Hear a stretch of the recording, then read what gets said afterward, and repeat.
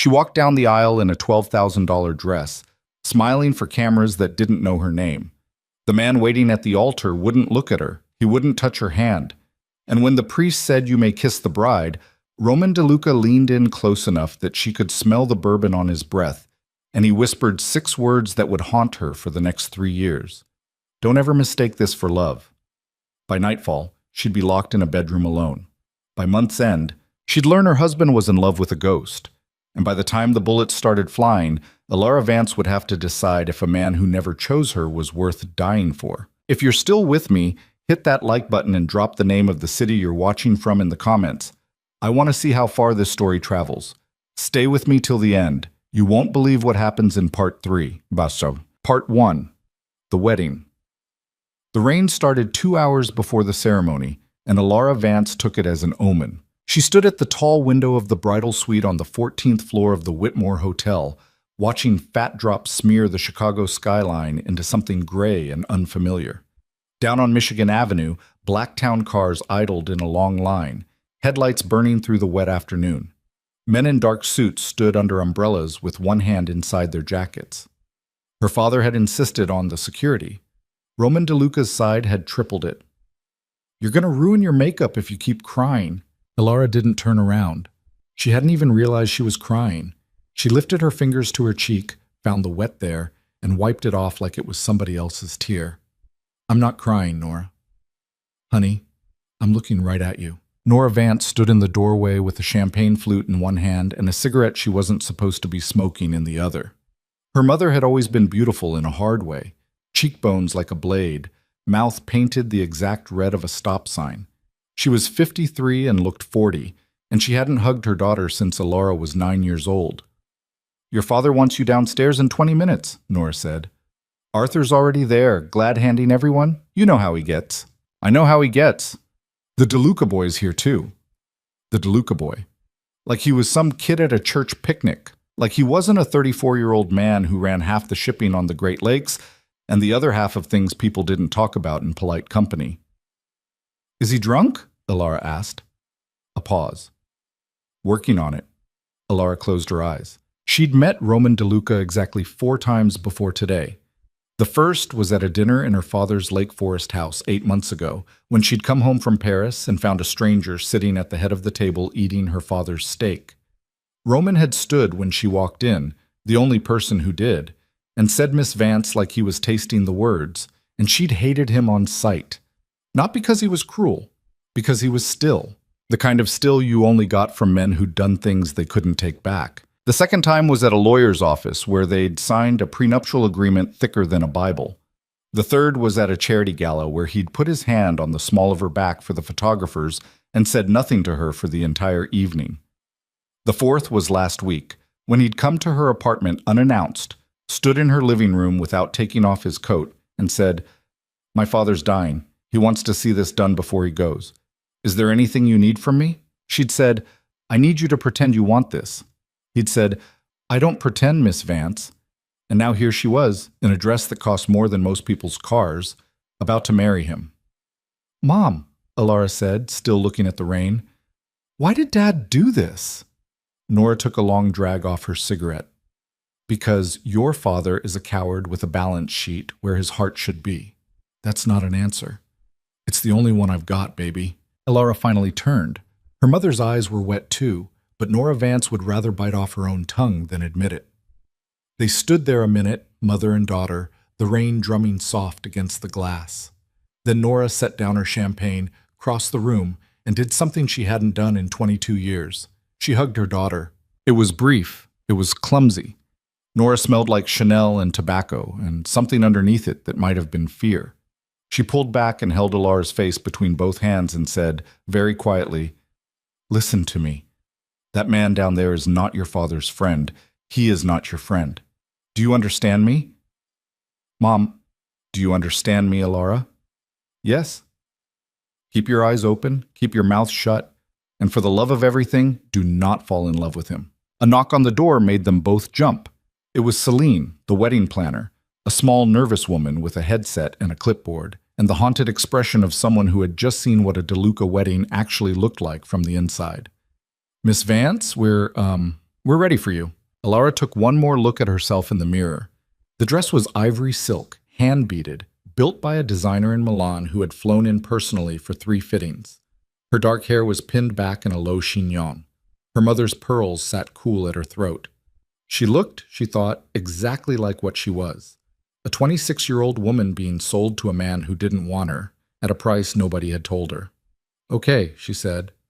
"Okay." Her father was waiting at the top of the aisle.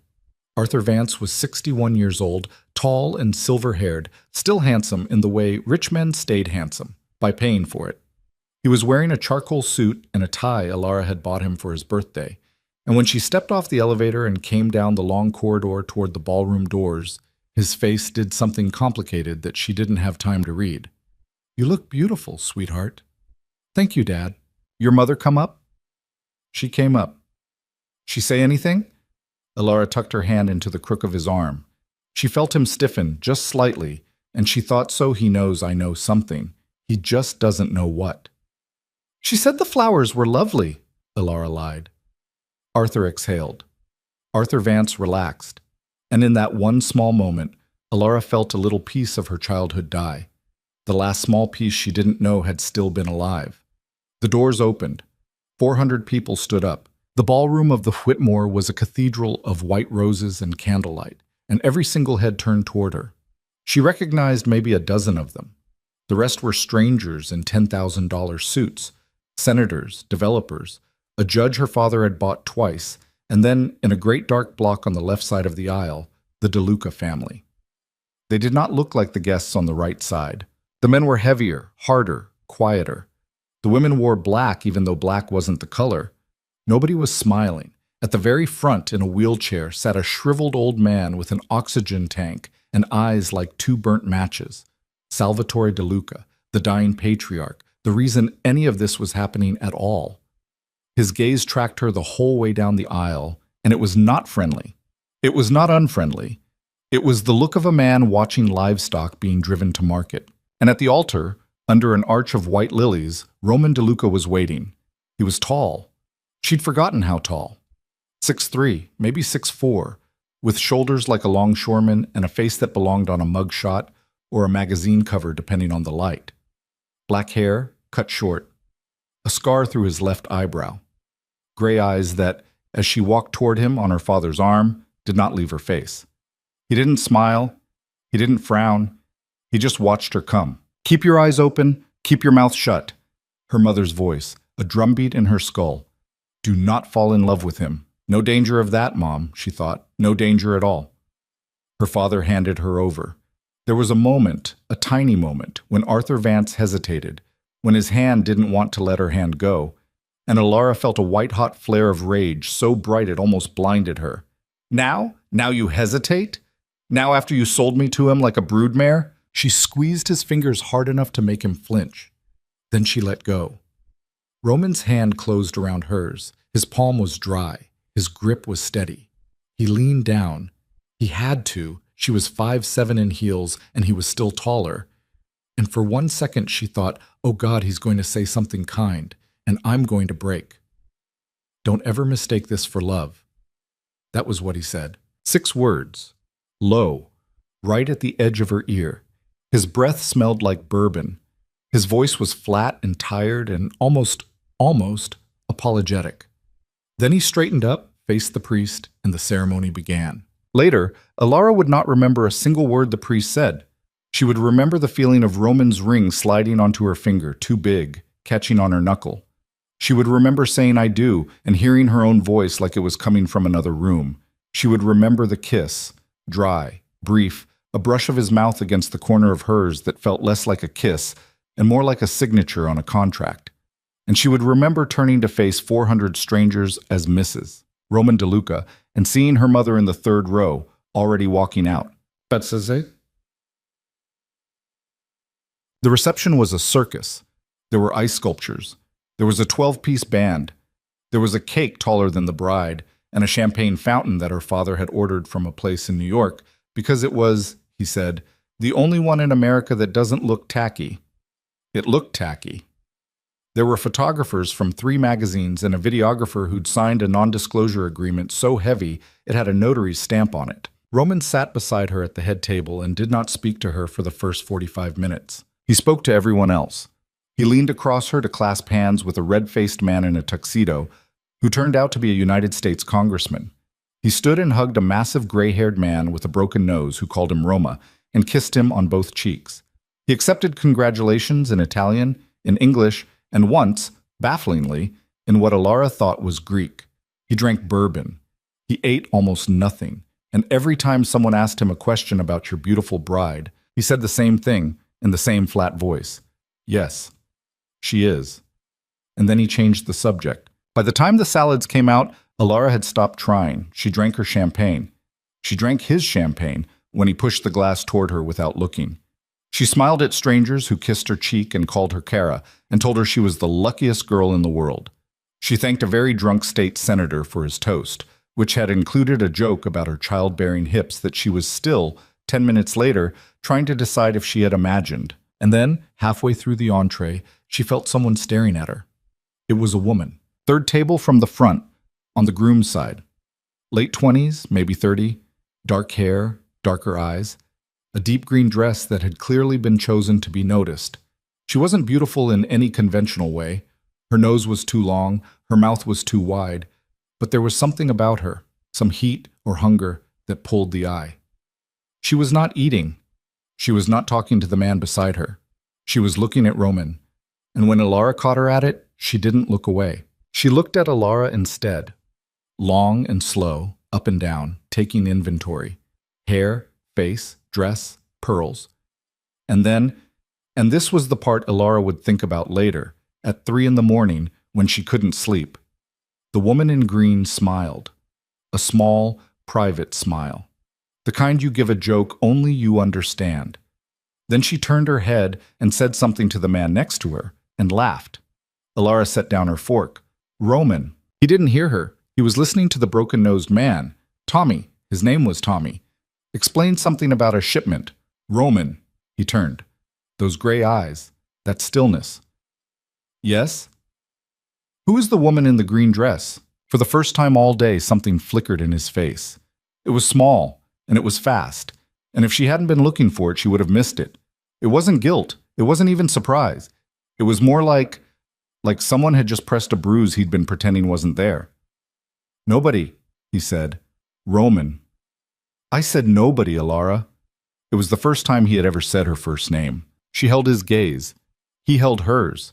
The band was playing something slow and stupid, a cover of a song she'd loved in college, and for a second Alara thought about standing up, picking up the full bottle of Dom Perignon in the silver bucket beside her chair, walking across the ballroom, and pouring it over the woman in the green dress's head. She didn't. She was a Vance. Vances did not make scenes at their own weddings. She picked up her fork. She kept eating, and somewhere, in a small quiet place inside her chest, a door she hadn't known was open, quietly closed. The first dance was at 9.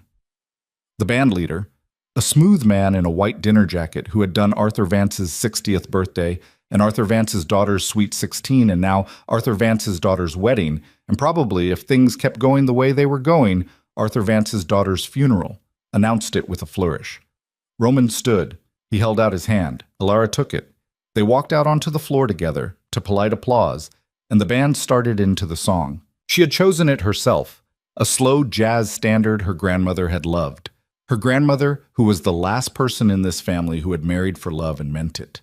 She had picked it 3 weeks ago, in a meeting with the wedding planner, and she had cried a little in the bathroom afterward. Roman put his right hand on her waist. He took her right hand in his left.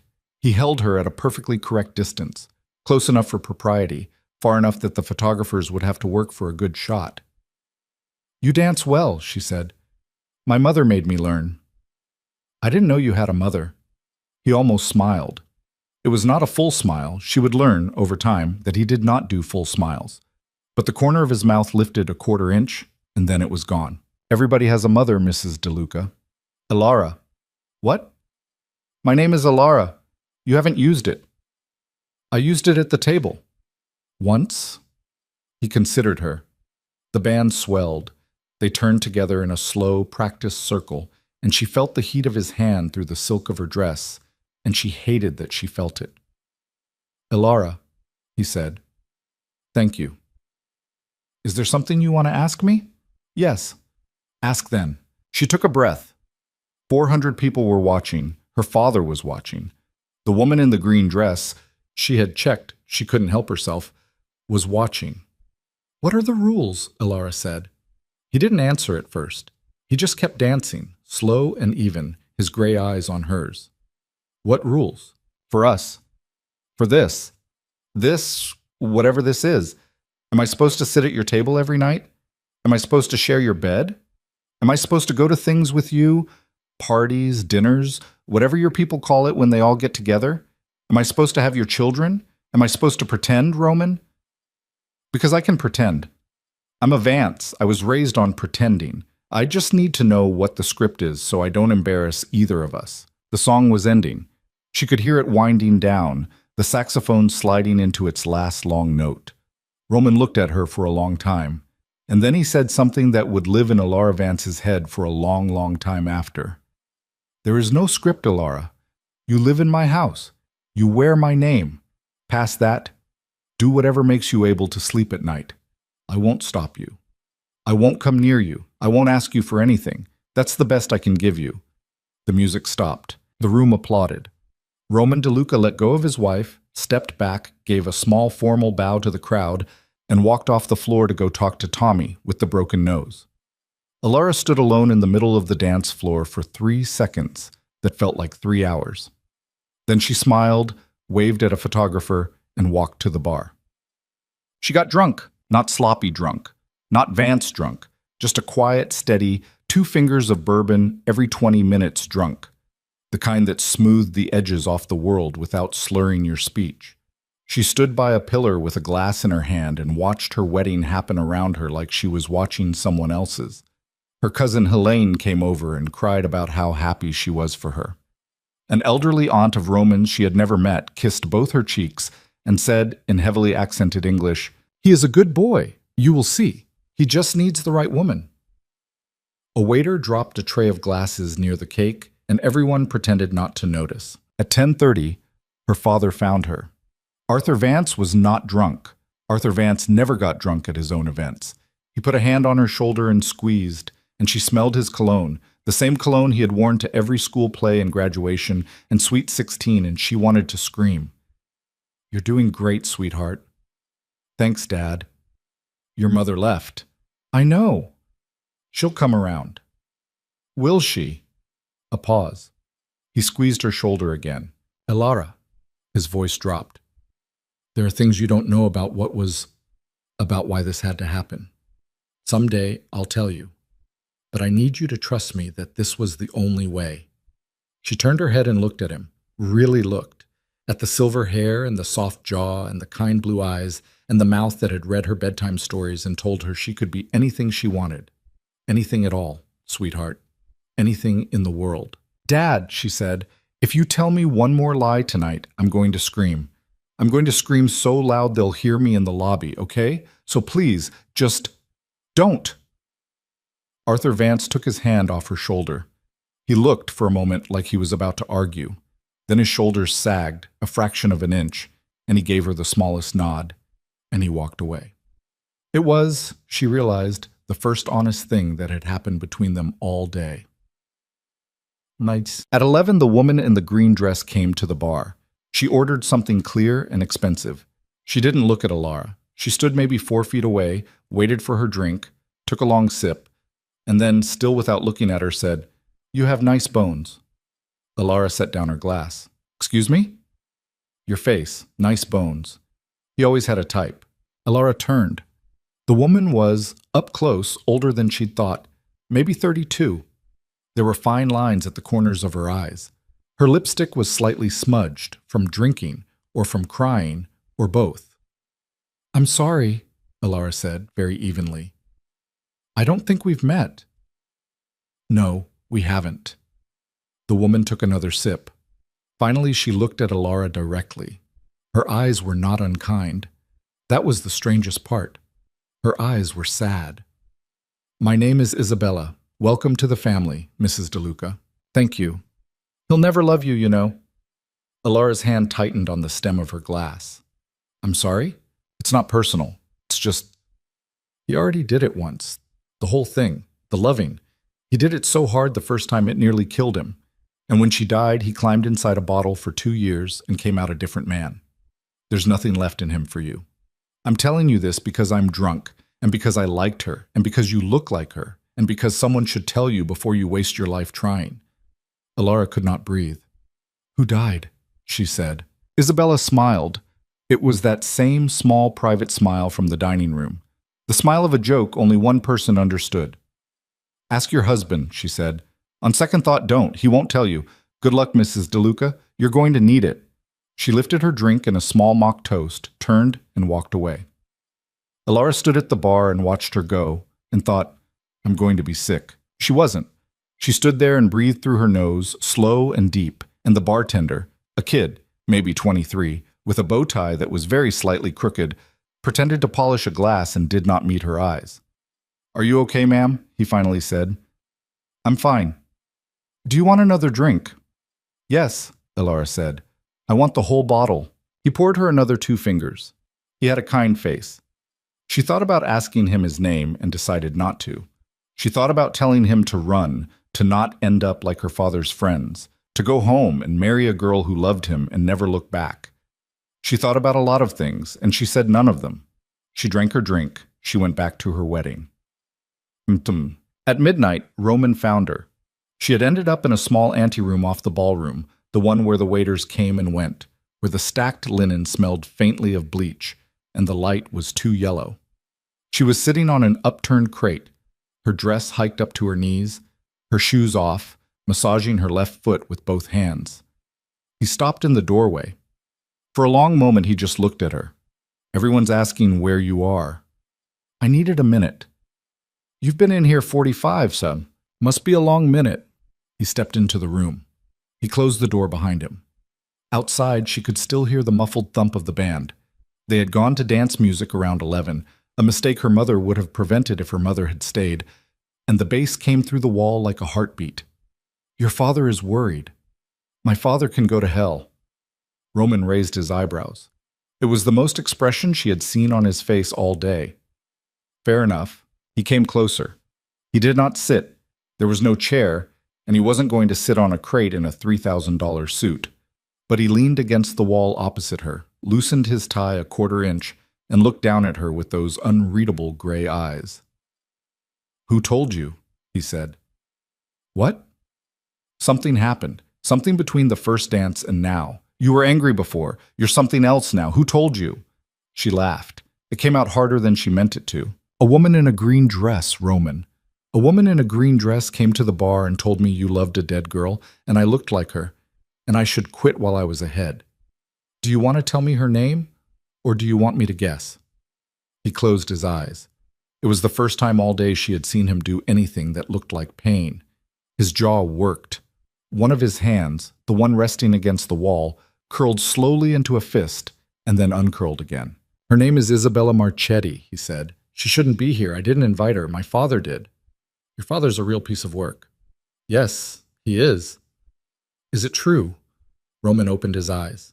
He looked at her, and for 1 second, one long, stretched second, she saw something in him that she had not seen before. Something raw and young and tired, like a boy who had been awake too long. Is what true? Did you love somebody? Did she die? Do I look like her? He didn't answer for so long that she thought he wasn't going to. When he did, his voice was very quiet. Yes. Yes. And no. You don't look like her. Not really. You have dark hair. There's a way you hold your mouth when you're angry. That's it. Isabella sees what she wants to see. Everyone does. What was her name? Don't. What was her name, Roman? He looked at the floor. The band started a new song. Sophia, he said. Sophia what? Just Sophia. How did she die? That's not a wedding night conversation, Mrs. DeLuca. My God, you're a coward. She hadn't meant to say it. It came out of her mouth before she knew it was going to, and it landed between them like a slap. Roman's head came up. His eyes went flat and cold, and for one single moment she saw what other men must have seen across tables in rooms without windows. She saw what made people call him Mr. DeLuca and lower their voices. Then he exhaled, slowly. "Maybe," he said. "Maybe I am." He straightened up off the wall. He buttoned his jacket. He was leaving, she realized. He was just going to walk out and leave her in this back room with her shoes off, and the linen, and the yellow light. "Roman!"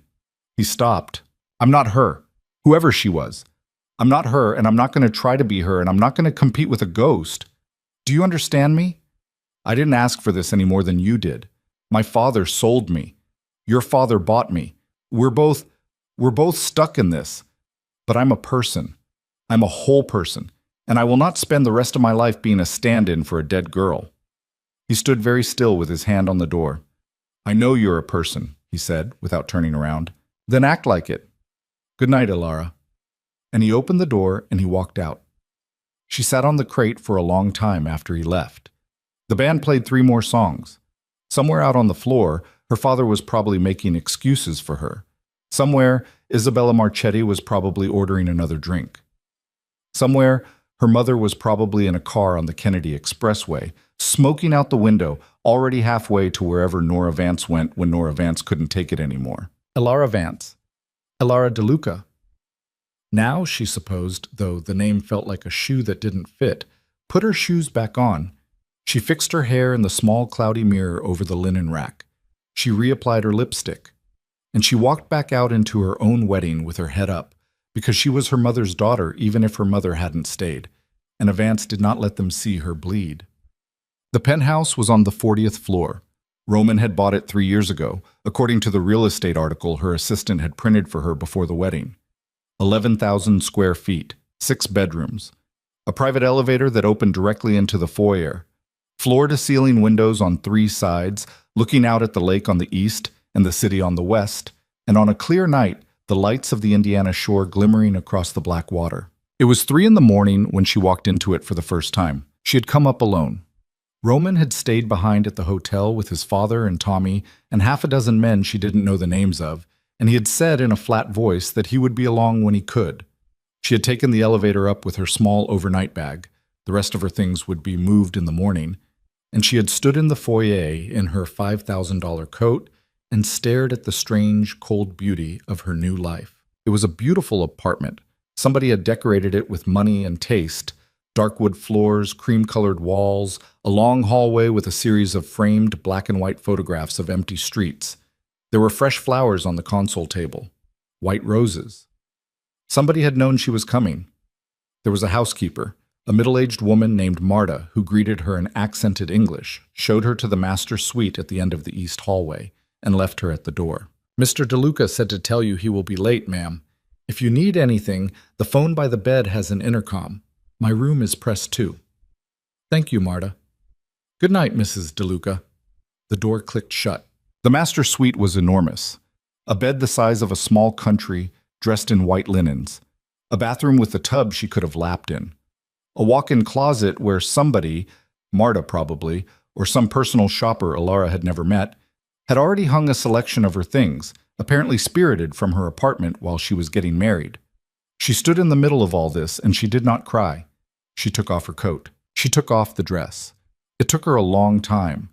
There were 47 buttons down the back, hand-sewn, and she had to twist her arms behind her like a contortionist to reach them, and 3 of them tore loose when she got impatient and yanked. She left the dress in a white silk puddle on the floor. The $12,000 dress. She hoped Marta stepped on it in the morning. She washed her face. She brushed her teeth. She put on a plain cotton nightgown that she had packed herself, a nightgown she had owned since college, thin and soft and a little frayed at the hem. She sat on the edge of the enormous bed in her nightgown in her husband's apartment that was now her apartment, and she waited. She didn't know what she was waiting for. Not him. She knew by then it would not be him. She must have fallen asleep. When she woke up, the clock on the nightstand said 4:47. She was curled on top of the covers, still in her nightgown, and the apartment was very quiet. But the front door had clicked. That was what had woken her. The sound of the private elevator chiming, and then the soft thud of the foyer door closing. She lay very still. She heard footsteps, slow, heavy, a little uneven. A man who had been drinking, but not enough to be drunk. She heard him cross the foyer and pause. She heard him hang up a coat. She heard him go into what she assumed was his study. A door opened and closed, and then nothing for maybe 10 minutes. Then the footsteps came down the hallway. They came all the way to her door. They stopped. Alara held her breath. She stared at the thin line of light under the bedroom door. She watched the two small shadows of his feet on that line. He stood there for what felt like a very long time. She thought about calling out.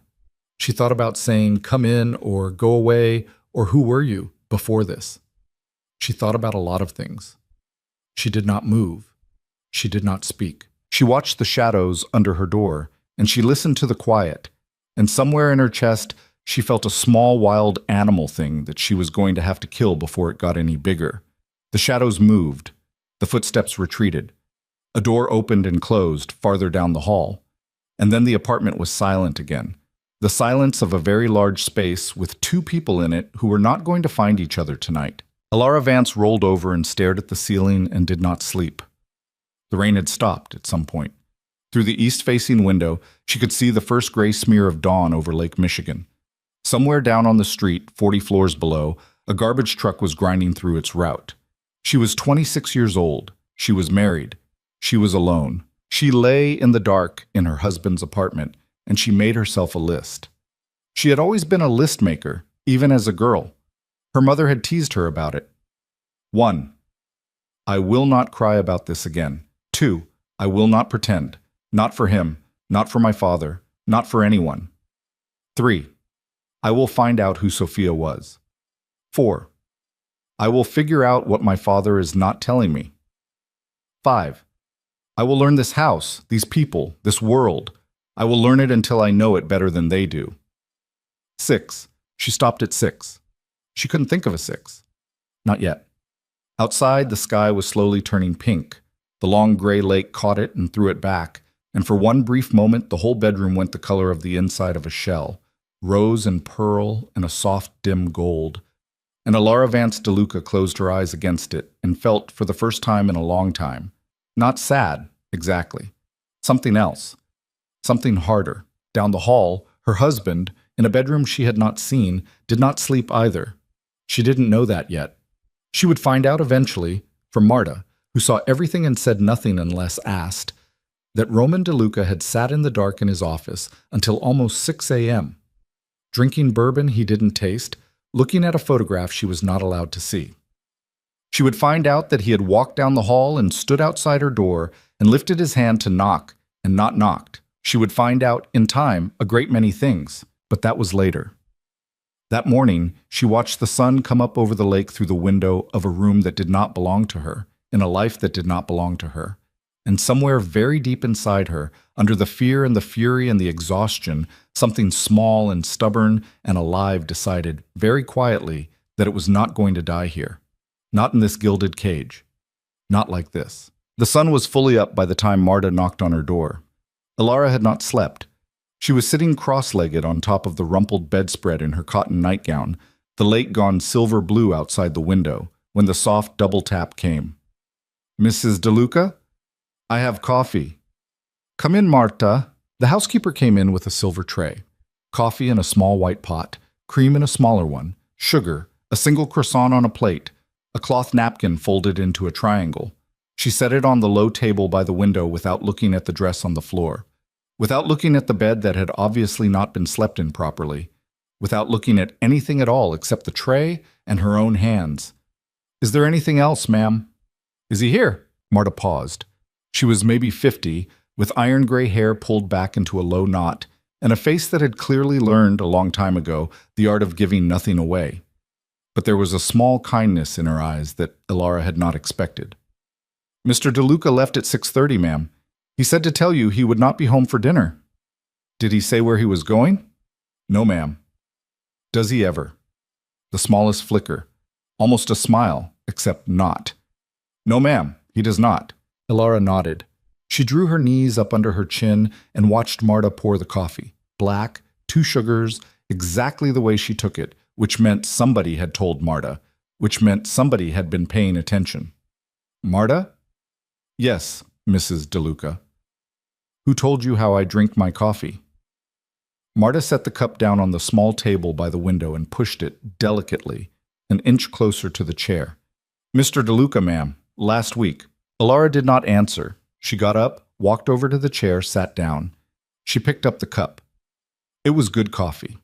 Expensive coffee. The kind of coffee that had been someone's job to get right.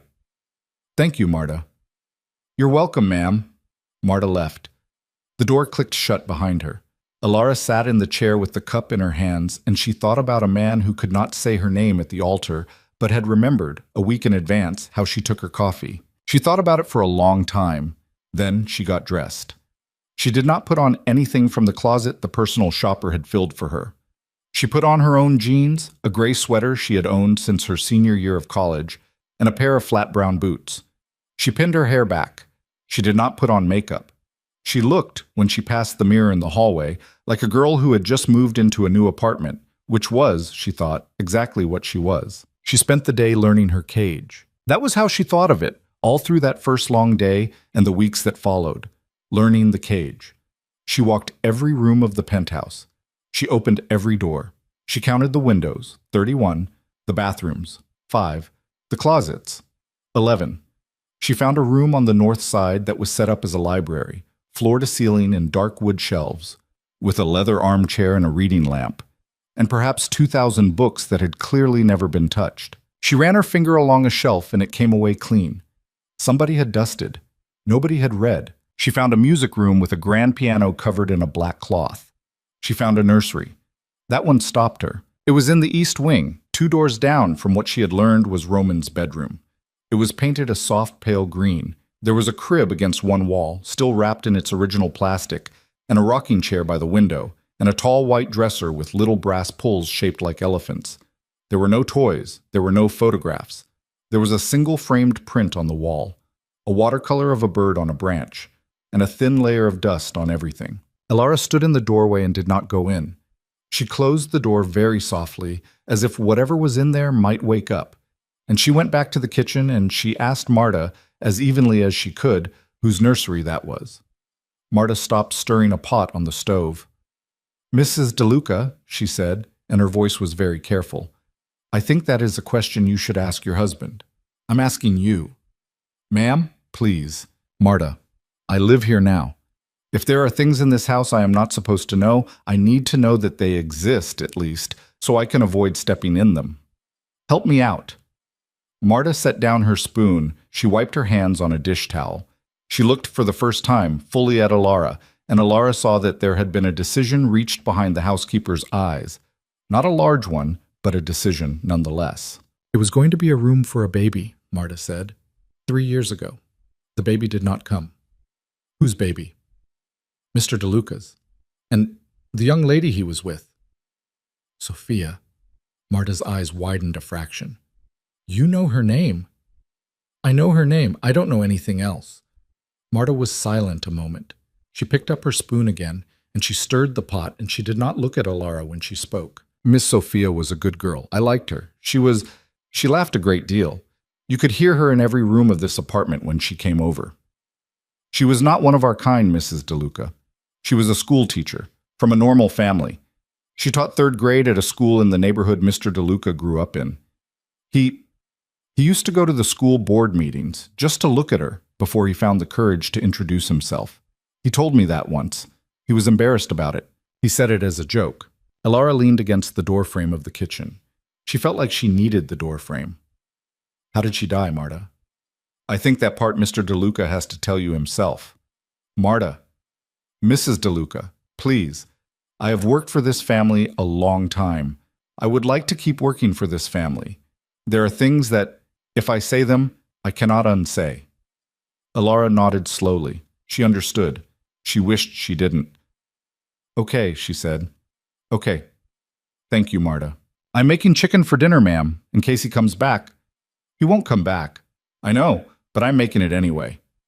And Alara looked at this stocky, gray-haired woman stirring a pot of chicken for a man who would not come home, and she felt, unexpectedly, like she might cry. She didn't. She went to the library. She pulled a book off a shelf at random. It turned out to be a biography of Alexander Hamilton, which almost made her laugh. And she sat in the leather armchair by the window, and she read the same paragraph 6 times without absorbing a single word of it. Outside, the lake turned the color of a bruise. Roman did not come home. He did not come home that night, or the next, or the night after that. On the 4th night, Alara came out of her bathroom at 11 o'clock and found a light on in the living room, and she walked in her bare feet and her cotton nightgown, and there he was, sitting on the long gray couch in his shirt sleeves, a glass of bourbon on the coffee table, staring out the window at the city. He looked tired.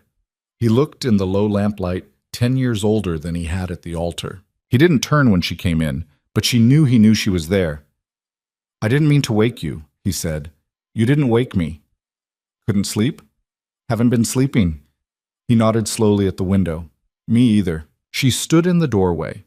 She was very aware of her bare feet on the cold wood floor, and of the fact that she was wearing nothing under her nightgown, and of the fact that her husband, 4 days into their marriage, had looked at her for exactly 1.5 seconds in a mirrored reflection in the window and had not turned around.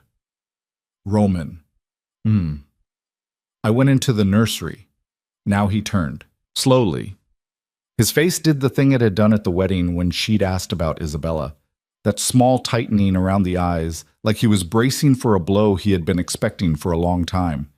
He looked at her in her cotton nightgown, standing in the doorway of his living room, and he did not speak. "I'm not trying to hurt you," Alara said. "I'm not trying to make tonight about her. I live here, Roman. I'm going to keep opening doors. I'm going to find things. And if you won't tell me about them, I'm going to have to make up my own story about what I find. And the story I make up will probably be worse than the truth. So." She stopped. Her throat had gotten thick. "So if you could, just tell me about her." He was quiet a long time. She thought he wasn't going to. Then he picked up the bourbon, drank half of it in one swallow, set it down, and said, in a voice so low she almost didn't catch it, "Sit down, Alara." She sat, not beside him. She wasn't a fool, but in the armchair at a perpendicular angle, folding her legs underneath her. She pulled a cashmere throw off the back of the chair and wrapped it around her shoulders. He watched her do it without saying anything. "Her name was Sophia Russo," he said. "She was 27 years old. She taught 3rd grade at St. Catherine's, over on the west side. That's my old neighborhood. I grew up on the block behind that school. She was from the neighborhood too. Her father ran a bakery on Taylor Street. He still does. He hates me. He has reason to." "How did you meet her?" "I saw her at a Christmas pageant. My cousin's kid was in it. Sophia was running the thing. She was, a woman who ran things. She was like that. And she was kneeling down tying a 5-year-old shepherd costume and laughing. And I thought, that is the most alive person I have ever seen in my life. That was the first time I saw her. I was 30. I'd never felt anything like that in my life." He stopped. He stared at the window. "We dated for 17 months. We got engaged. She knew what my family was. I didn't hide it from her. I told her on our 3rd date. I said, 'Look, this is who my father is. This is who I work for. These are the things that are true about my life. And if you want to walk away, I won't blame you.' And she listened to all of it. And she sat there with her hands around a cup of coffee. And then she said, 'Roman, I am not afraid of your family. I'm afraid of what your family is going to do to you if you stay in it for me and hate yourself later.'" That was what she said. Verbatim. I have that sentence memorized. I'll have it memorized when I die." His voice had gone rough. He picked up the bourbon, finished it, set the glass down, and did not pour another one. "She got pregnant in the summer. We were going to get married in October. She had picked out a dress. We had already moved into this apartment. She was the one who picked the green she picked the color for the room down the hall. She wanted a boy. She said so. She said she already knew it was a boy." Alara was not breathing. In August, there was a problem. Between our family and another family. I don't want to get into it. It was a stupid problem. It was about docks. It was about docks and cargo and 2 old men who had hated each other since 1978. That's what it was about. And one night in August, Sophia and I were coming out of a restaurant on Taylor Street, a restaurant we went to every Friday, and he stopped. He put his face in his hand. They shot at me, Alara. They missed me. They did not miss her. The room went very quiet. A car horn honked, 40 floors below, far away. She died in the street. She died in about a minute and a half. I don't want to say the rest of what happened. She died in the street, and there was nothing I could do about it. And she was 27 years old, and our son, who we had decided to name Nicholas after her grandfather, died with her. That was August 14th, 3 years ago. That was 3 years and 7 months ago. Roman, I'm not telling you this because I want you to feel sorry for me. I'm telling you this because you asked, and because you deserve to know what you married. I went somewhere for a long time after that. I was not a functional human being for about 2 years. My father had to run things while I drank. And then when I came out of it, something was missing. Something I don't think is coming back. I am telling you that so that you understand. I am not being cruel on purpose. I am being this way because I don't have any other way anymore. I used it all up. Lan. He looked at her then. Really looked at her, for the first time since she had walked into the room. You look nothing like her, he said. Isabella is wrong. You have dark hair, that's it. Sophia was round. She had freckles across her nose. She had a laugh like a hyena. I used to tease her about it. You don't laugh like that. You don't even look at me like she looked at me. I knew the first time I met you in your father's house that you weren't her. I'm sorry if that's a cruel thing to say, but you're not. You're someone else. And I don't know how to be a husband to someone else. I don't even know if I remember how to be a husband. Alara realized she was crying. She was not, she thought, crying for herself. She wasn't sure who she was crying for. She reached up and wiped her cheek with the edge of the blanket. Why did you agree to this? She said. He laughed. It was a short, ugly laugh. Because my father is dying. He has 8 months. The doctors say 6. And my father has one dream left on this earth, which is that I marry a woman from a family with clean money and make him a grandchild and give him something to take with him when he goes. He asked me to do that on his deathbed, Alara. I could have said no. I thought about saying no. I said yes because I'm a coward, and because he is my father, and because I owe him for the 2 years he spent running a business I wouldn't show up for. And my father. Your father is in debt to my father, Alara. A specific debt. A debt that could put him in federal prison if anyone ever looked at the books the wrong way. Your father came to my father 4 months ago and begged. He offered you as a way to settle it. My father agreed because you are young and from a good family, and my father thinks in 1962. I agreed because I had already agreed to marry somebody, and one somebody was as good as another. She could not speak. That's what I bought, she said. Her voice was not steady. That's what I was bought for. My father's bookkeeping. Alara, how much? What?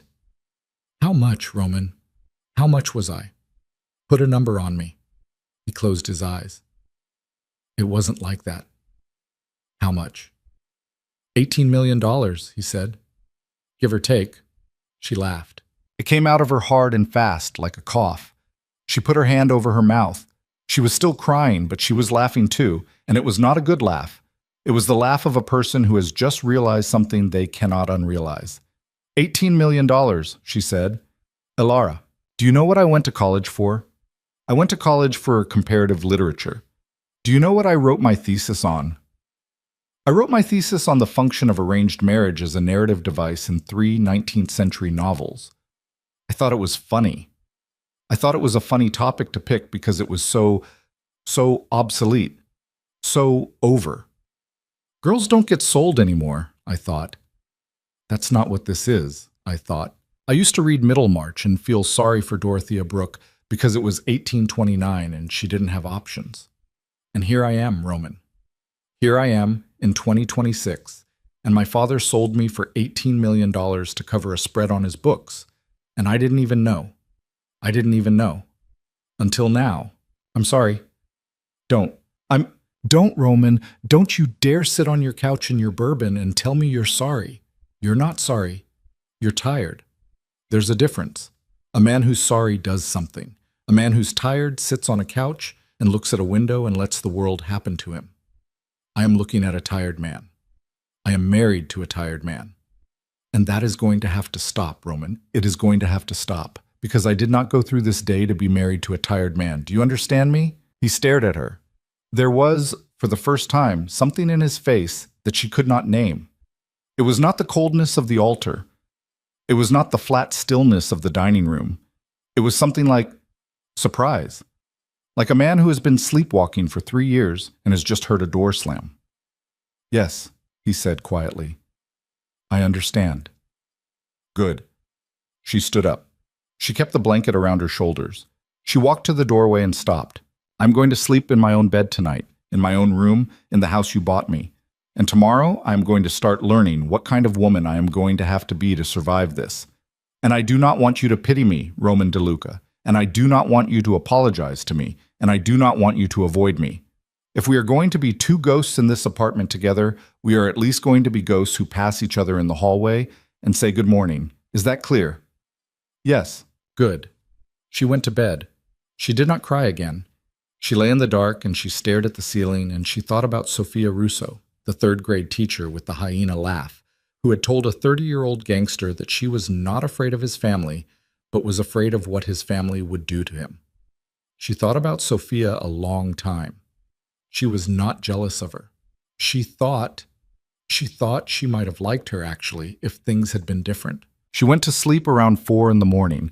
When she woke up, it was almost noon, and Marta had left coffee outside her door on a tray. She drank it cold. The days that followed had a shape she began, slowly, to recognize. Roman left early. He came home late, or not at all. When they passed each other, in the kitchen in the morning, in the hallway at night, they said good morning and good evening, and sometimes, just sometimes, a sentence or two more. He asked her once if she needed anything. She said no.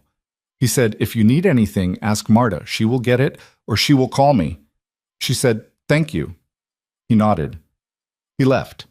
She started calling people. She called her college roommate Gwen, who was a tax attorney in New York now, and she said, in a voice so casual she almost didn't recognize it, can I ask you a hypothetical question about what happens to a corporation when the CEO's books are being quietly subsidized by outside money? Gwen said, Alara, what are you asking me? Alara said, nothing, Gwen. Thinking about a novel. Gwen was quiet a long time on the other end. Then Gwen said, call me if you need me. Call me any time. Do you hear me? She called her cousin Helene, who had cried at the wedding, and she took her to lunch at a small Italian place near the Drake. She asked Helene over the salads very casually whether Helene had ever heard anything at all, about her father's business being in trouble. Helene went pale. Helene said, Ellie, your father is Arthur Vance. Alara said, I know who my father is. Helene said, then don't ask questions you don't want the answers to. Helene did not finish her salad. She called her mother. Nora Vance picked up on the 4th ring. She was in Santa Fe at her friend Diane's ranch. She had been there since the day of the wedding. Mom. Alara, did you know about the debt? A long silence. Yes, baby. Why didn't you tell me? Because your father would have taken everything and left me in a motel with a suitcase if I had. I am not a brave woman, Alara. I have never been a brave woman. I'm sorry. I'm so sorry. Mom. Yes. I need you to come back. I can't come back. I need you to come back. Baby, I'm asking you, Mom. I'm asking you like a daughter. Please. Her mother cried on the other end of the line. Nora Vance, who had not cried in front of her daughter in 22 years, cried for almost a full minute. I will come back in 2 weeks, Nora said finally. I will come back and I will tell you everything I know. I swear to you. I swear on me. 2 weeks. Can you hold on 2 weeks? Yes. Are you safe, baby? I don't know. Oh, Alara. I don't know, Mom. I don't know what I am. I'll see you in 2 weeks. She hung up. She sat on the edge of her bed in the apartment on the 40th floor, and she looked at the lake, which was gray that afternoon with white caps, and she understood, in a way she had not quite understood before, that she was completely alone. And then, like an answer, the Saturday after the phone call with her mother, she met Isabella Marchetti for the second time. She had not expected it. She had gone out. For the first time in 12 days, she had put on her coat and a pair of sunglasses and gone out, because she could not stand one more afternoon in the penthouse. And she had walked to a coffee shop 3 blocks away, a place on Oak Street with good espresso and small round tables. She had bought a coffee. She had sat down by the window. She had taken out a book, and a shadow had fallen across the table, and she had looked up, and there was Isabella, in a camel coat holding a paper cup, looking, in the daylight, much less like a ghost, and much more like a tired woman who had not slept well. Mrs. DeLuca. Miss Marchetti. May I sit down? Alara considered. Isabella's eyes were not cruel today. They were careful. Yes, Alara said. You may. Isabella sat. She held her coffee in both hands. For a moment, neither of them spoke. I came to apologize, Isabella said. Did you? I was very drunk at your wedding. I said things I shouldn't have said. My mother raised me better. I've been thinking about it for 3 weeks, and I finally tracked down where you'd gone this morning because I saw you walk in, and I thought, if I don't say it now, I will never say it, and it has been eating me alive. Okay? I apologize. I am sorry. I had no right. Alara studied her. The long nose, the wide mouth, the fine lines around the eyes that Alara had not seen clearly in the ballroom light. Isabella was, Alara realized, not beautiful. She had simply been the most present person in that room, the one whose unhappiness had been the loudest. Why did you come to the wedding? Alara said. Roman's father invited me. My family is, we're connected. I've known Roman since we were children. We were never, I didn't ask that. I know, I'm telling you anyway. We were never a thing. I wanted us to be, for a long time. When Sophia died, I thought stupidly that maybe, eventually, and then his father announced your engagement, and I realized I had been a fool for 3 years, and I drank too much at your wedding, and I took it out on you. I am sorry, Mrs. DeLuca. I am so profoundly sorry. Alara was quiet.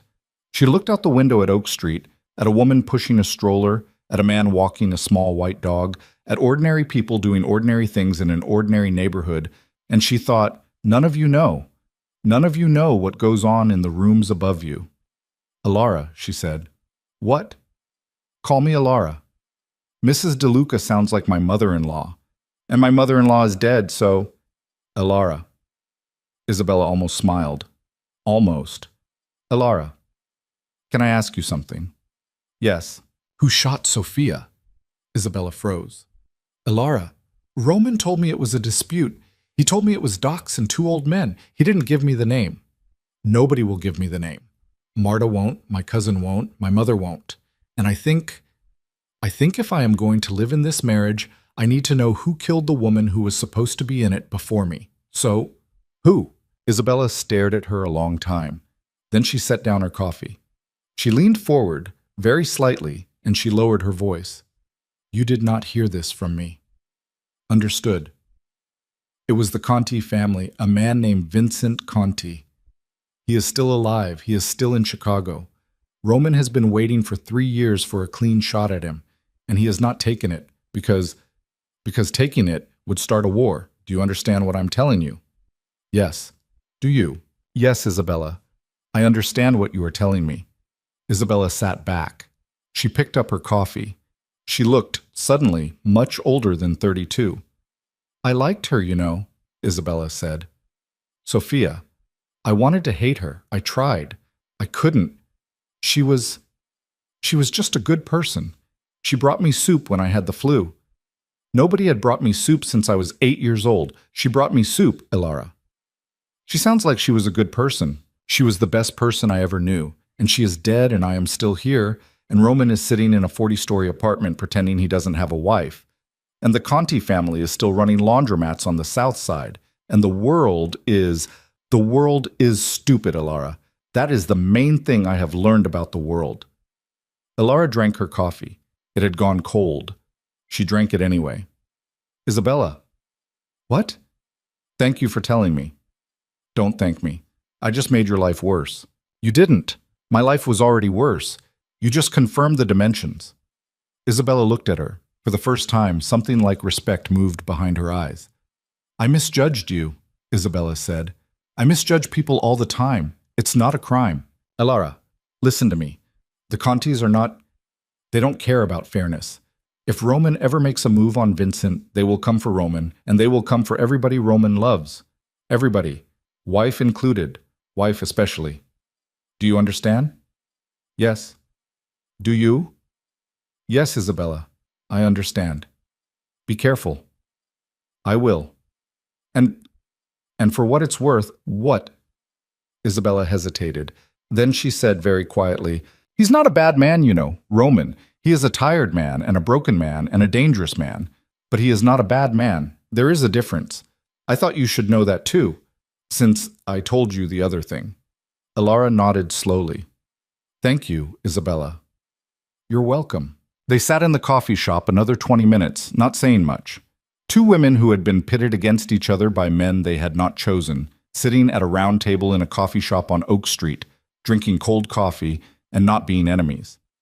When Isabella got up to go, she put her hand on Ilara's shoulder, a brief, firm, surprising squeeze, and she walked out without looking back. Ilara sat by the window another hour. She thought about a lot of things. She thought about Vincent Conti, whose name she now knew. She thought about the nursery down the hall from her bedroom with the watercolor bird.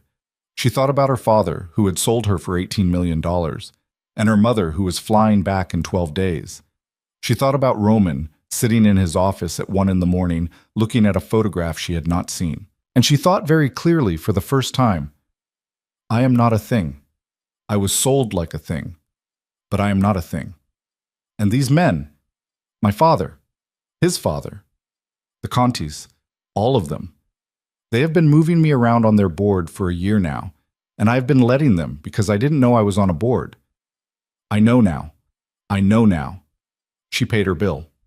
She walked home. When she got to the lobby of the building, the doorman, a heavy older man named Frank, who had known Roman since Roman was a boy, looked up from his desk and nodded to her and said, Good afternoon, Mrs. DeLuca. And she said, Good afternoon, Frank. And she meant it, and Frank could hear that she meant it, and something in his face softened a fraction of an inch. She took the elevator up. She walked into the apartment. Roman was home. She had not expected that. It was 4 p.m. on a Saturday, and he was in the kitchen in shirt sleeves, standing at the counter with a coffee cup, talking to Marta about, of all things, the chicken Marta was making for dinner. He turned when Ilara came in.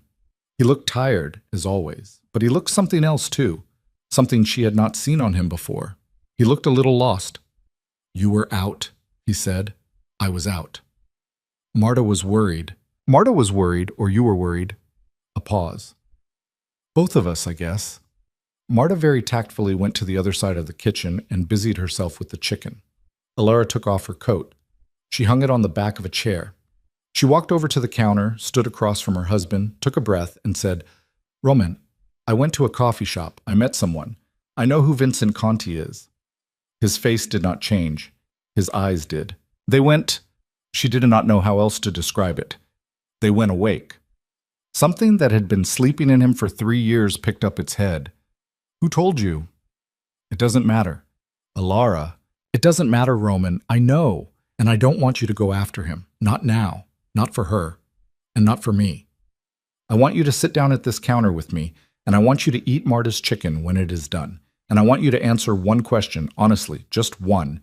And then we are going to live in this apartment like 2 adults trying to figure out what we are to each other. All right? He stared at her. All right, he said slowly. Sit. He sat. She sat across from him. Marta, at the stove, did not make a sound. Here's the question, Ilara said. Okay. If we had met somewhere else, a bar, a bookstore, a restaurant, before any of this, before your father was dying, before my father was broke, before Sophia, before all of it, if you had just been a man and I had just been a woman, and you had seen me across a room, would you have come over?" He looked at her a long time. He looked at her like he had not looked at her since she had walked up the aisle toward him in the Whitmore Hotel. He looked at her like a man looking at a stranger he had never actually seen before, and he looked like it hurt a little, how clearly he was seeing her for the first time. "Yes," he said finally, "I would have come over." "Okay," Alara said. "Okay," Roman said. And outside, 40 floors below, on a Saturday afternoon in early spring, a garbage truck was grinding down Lakeshore Drive, and somewhere on the south side, a man named Vincent Conti was eating a cannoli in a pastry shop he owned, not knowing that a woman he had never met had just said his name in a kitchen 40 floors up. And nothing about any of it was smooth, and nothing about any of it was safe. But for the first time, Alara DeLuca thought, something in this apartment was real. She got up. She went to the stove. She stood next to Marta, and she watched the chicken. "Marta," she said. "Yes, Mrs. DeLuca." "Teach me how you're doing that." "Yes, Mrs. DeLuca." And Roman DeLuca at the counter, in his shirt sleeves, watched his wife stand next to his housekeeper at his stove, in his kitchen, in his apartment, and he did something he had not done since August 14th of 3 years and 7 months ago. He smiled, just a little, just at the corner of his mouth, just for a second. And then it was gone, and he picked up his coffee, and the moment closed like a door, but quietly, this time. Not locked, just closed. Like a door you could open again if you remembered where it was. The chicken, as it turned out, was excellent. They ate it at the kitchen counter, the three of them, Roman and Alara on the stools, Marta standing on the other side with her own plate, protesting that it was not proper for a housekeeper to eat with the family and being told by Alara to sit down and eat her dinner before it got cold. Marta sat. She did not speak much, but she watched, with her careful, watery eyes, the way a woman watches a small fire she isn't sure she wants to put out. Roman drank water. That was the thing Alara noticed. For the first time since the wedding, he was not drinking bourbon at 6 o'clock in the afternoon. He drank a glass of ice water and then another one, and he ate Marta's chicken, and twice he made a sound that was almost a hum of appreciation, and Marta's cheeks went pink and she pretended not to have heard it. They didn't talk about Vincent Conti. They didn't talk about the $18 million, or Sophia, or the nursery, or any of it. They talked about the chicken. They talked about a leak in the powder room faucet that Marta had been trying to get Roman to deal with for 2 weeks. They talked about the weather. It was the single most ordinary 30 minutes of Alara's marriage, and when Roman got up to carry his plate to the sink, she felt a strange small ache in her chest that she did not know what to do with. He left again after dinner. He had a meeting, he said. He would be back by 11, he said. Alara nodded. She did not ask where. Marta did the dishes and would not let Alara help, and Alara went to the library and she sat with the book about Alexander Hamilton, and she did not read it. Around 9 o'clock, she heard the elevator chime down at the foyer. She looked up from her book. She heard voices, Marta's and a man's, low and familiar. Then Marta appeared in the doorway of the library, apologetic. "Mrs. DeLuca, your father is here." Alara went very still. "My father?" "Yes, ma'am. He says it is urgent." Alara set the book down, slowly, on the side table. "Where is he?" "In the living room." "Does he know Roman is not here?" "I told him." Did he seem disappointed?" Marta chose her words. She was good at choosing her words. "He seemed relieved, ma'am." Alara nodded. She stood. She smoothed her sweater, which did not need smoothing. She walked down the long cream hallway with the black and white photographs of empty streets, and she stopped in the doorway of the living room, and she looked at her father. Arthur Vance was standing by the east-facing window with his back to her. His hands were in the pockets of a dark wool overcoat. He had not taken the coat off.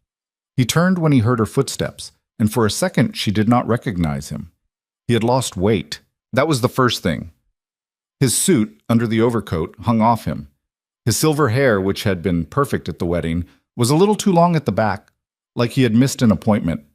His eyes, those kind blue eyes she had stopped trusting 24 days ago, were red at the edges. He had been drinking. Not at a gala, not socially. He had been drinking at home, alone, and he had come here from wherever he had been drinking, and he was not doing a very good job of hiding it. Sweetheart, he said. Don't. Alara, don't call me sweetheart, Dad. Sit down. He sat down on the long gray couch where Roman had sat the night he told her about Sophia. Arthur Vance, who had been 61 years old 3 weeks ago and now looked 70, sat on his son-in-law's couch in his overcoat and looked at his daughter like a man who had come to confession and was not sure where to start. Alara sat across from him in the armchair. She did not offer him a drink. She did not ask if he was all right. Why are you here, Dad? I needed to see you. You needed to see me. Yes. You have my number. You could have called. You could have sent a car to pick me up. You did not need to come to Roman's apartment at 9 o'clock on a Saturday night in a coat that smells like scotch. So try again. Why are you here? Arthur flinched. It was small, but she saw it.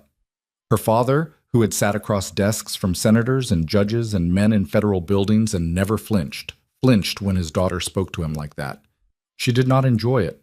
She had thought she would enjoy it. She did not. Your mother called me, he said. Okay. She said she's coming back in 2 weeks. She is? She said you asked her to. I did. Alara, baby, please, I need you to not do whatever it is you are about to do. I need you to not dig into this.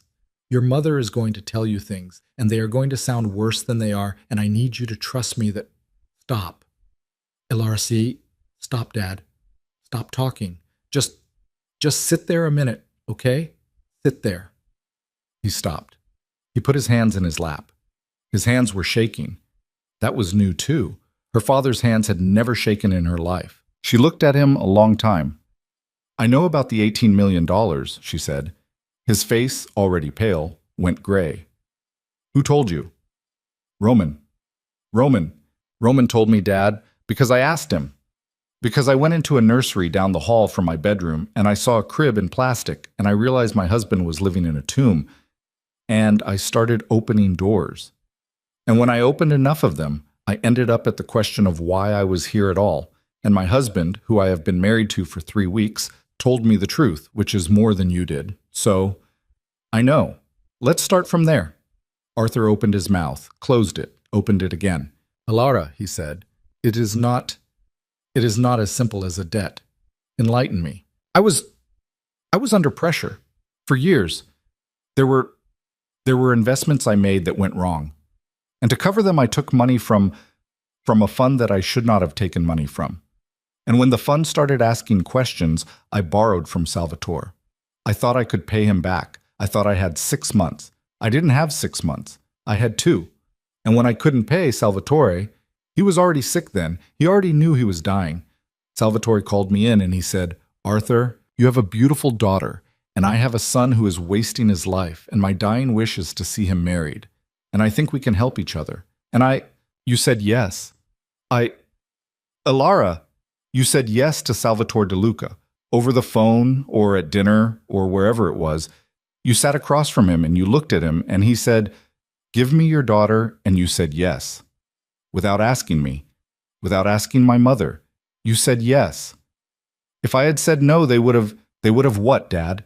Killed you? Sent you to prison? Taken the house? The cars? The club membership? Yes, some of that. Yes. Instead of me. Alara, you don't understand. The prison part. It's not just me. When it unraveled, it would have taken a dozen people with it. Your mother's brother, my partners, Charlie Hughes, who you've known since you were 3. I owed it to them to... Don't. Sweetheart, don't you dare tell me you sold me to save Uncle Paul. Don't you dare. That is not a noble story, Dad. That is not a father protects his family story. That is a man who made bad decisions for a decade and handed his daughter to a stranger to cover his mistakes. Own it. At least own it. That's the least you can do for me now. Arthur Vance put his face in his hands. He sat on Roman De Luca's gray couch in his overcoat, and he cried. Not loudly. It was an old man's crying, thin and dry and mostly soundless, his shoulders shaking, his hands pressed hard against his eyes, as if he were trying to push the tears back in. Alara sat across from him and watched, and she did not move to comfort him, and a part of her, a small, clean part she had not known she still had, watched herself not move and was proud of her, proud of herself, and ashamed of being proud. When he could speak again, he said, into his hands, "I've ruined you." "No, Dad. You made a transaction. I'm the one who decides whether I'm ruined." He lowered his hands. His face was wet and old. "Elara." "What?" If you want to leave him, I can find a way. I can find the money. I can pay Salvatore back. It will take time, but I can." "No, Dad. No? No, I'm not leaving him." "Why?" She did not answer right away. She thought about the answer. She had been thinking about it for days without knowing she was thinking about it. She had an answer ready now, whether she wanted one or not. "Because he told me the truth, Dad, and you didn't. And that turns out to matter more to me than I thought it would. Go home." "Elara, go home. Sober up. Don't call me for 2 weeks. Not until after Mom gets back and tells me the rest of whatever it is she's going to tell me. After that, maybe we'll figure out how to have a conversation again. Maybe. But not tonight. You have to go." He stood up. He looked at her like a man looking at a stranger.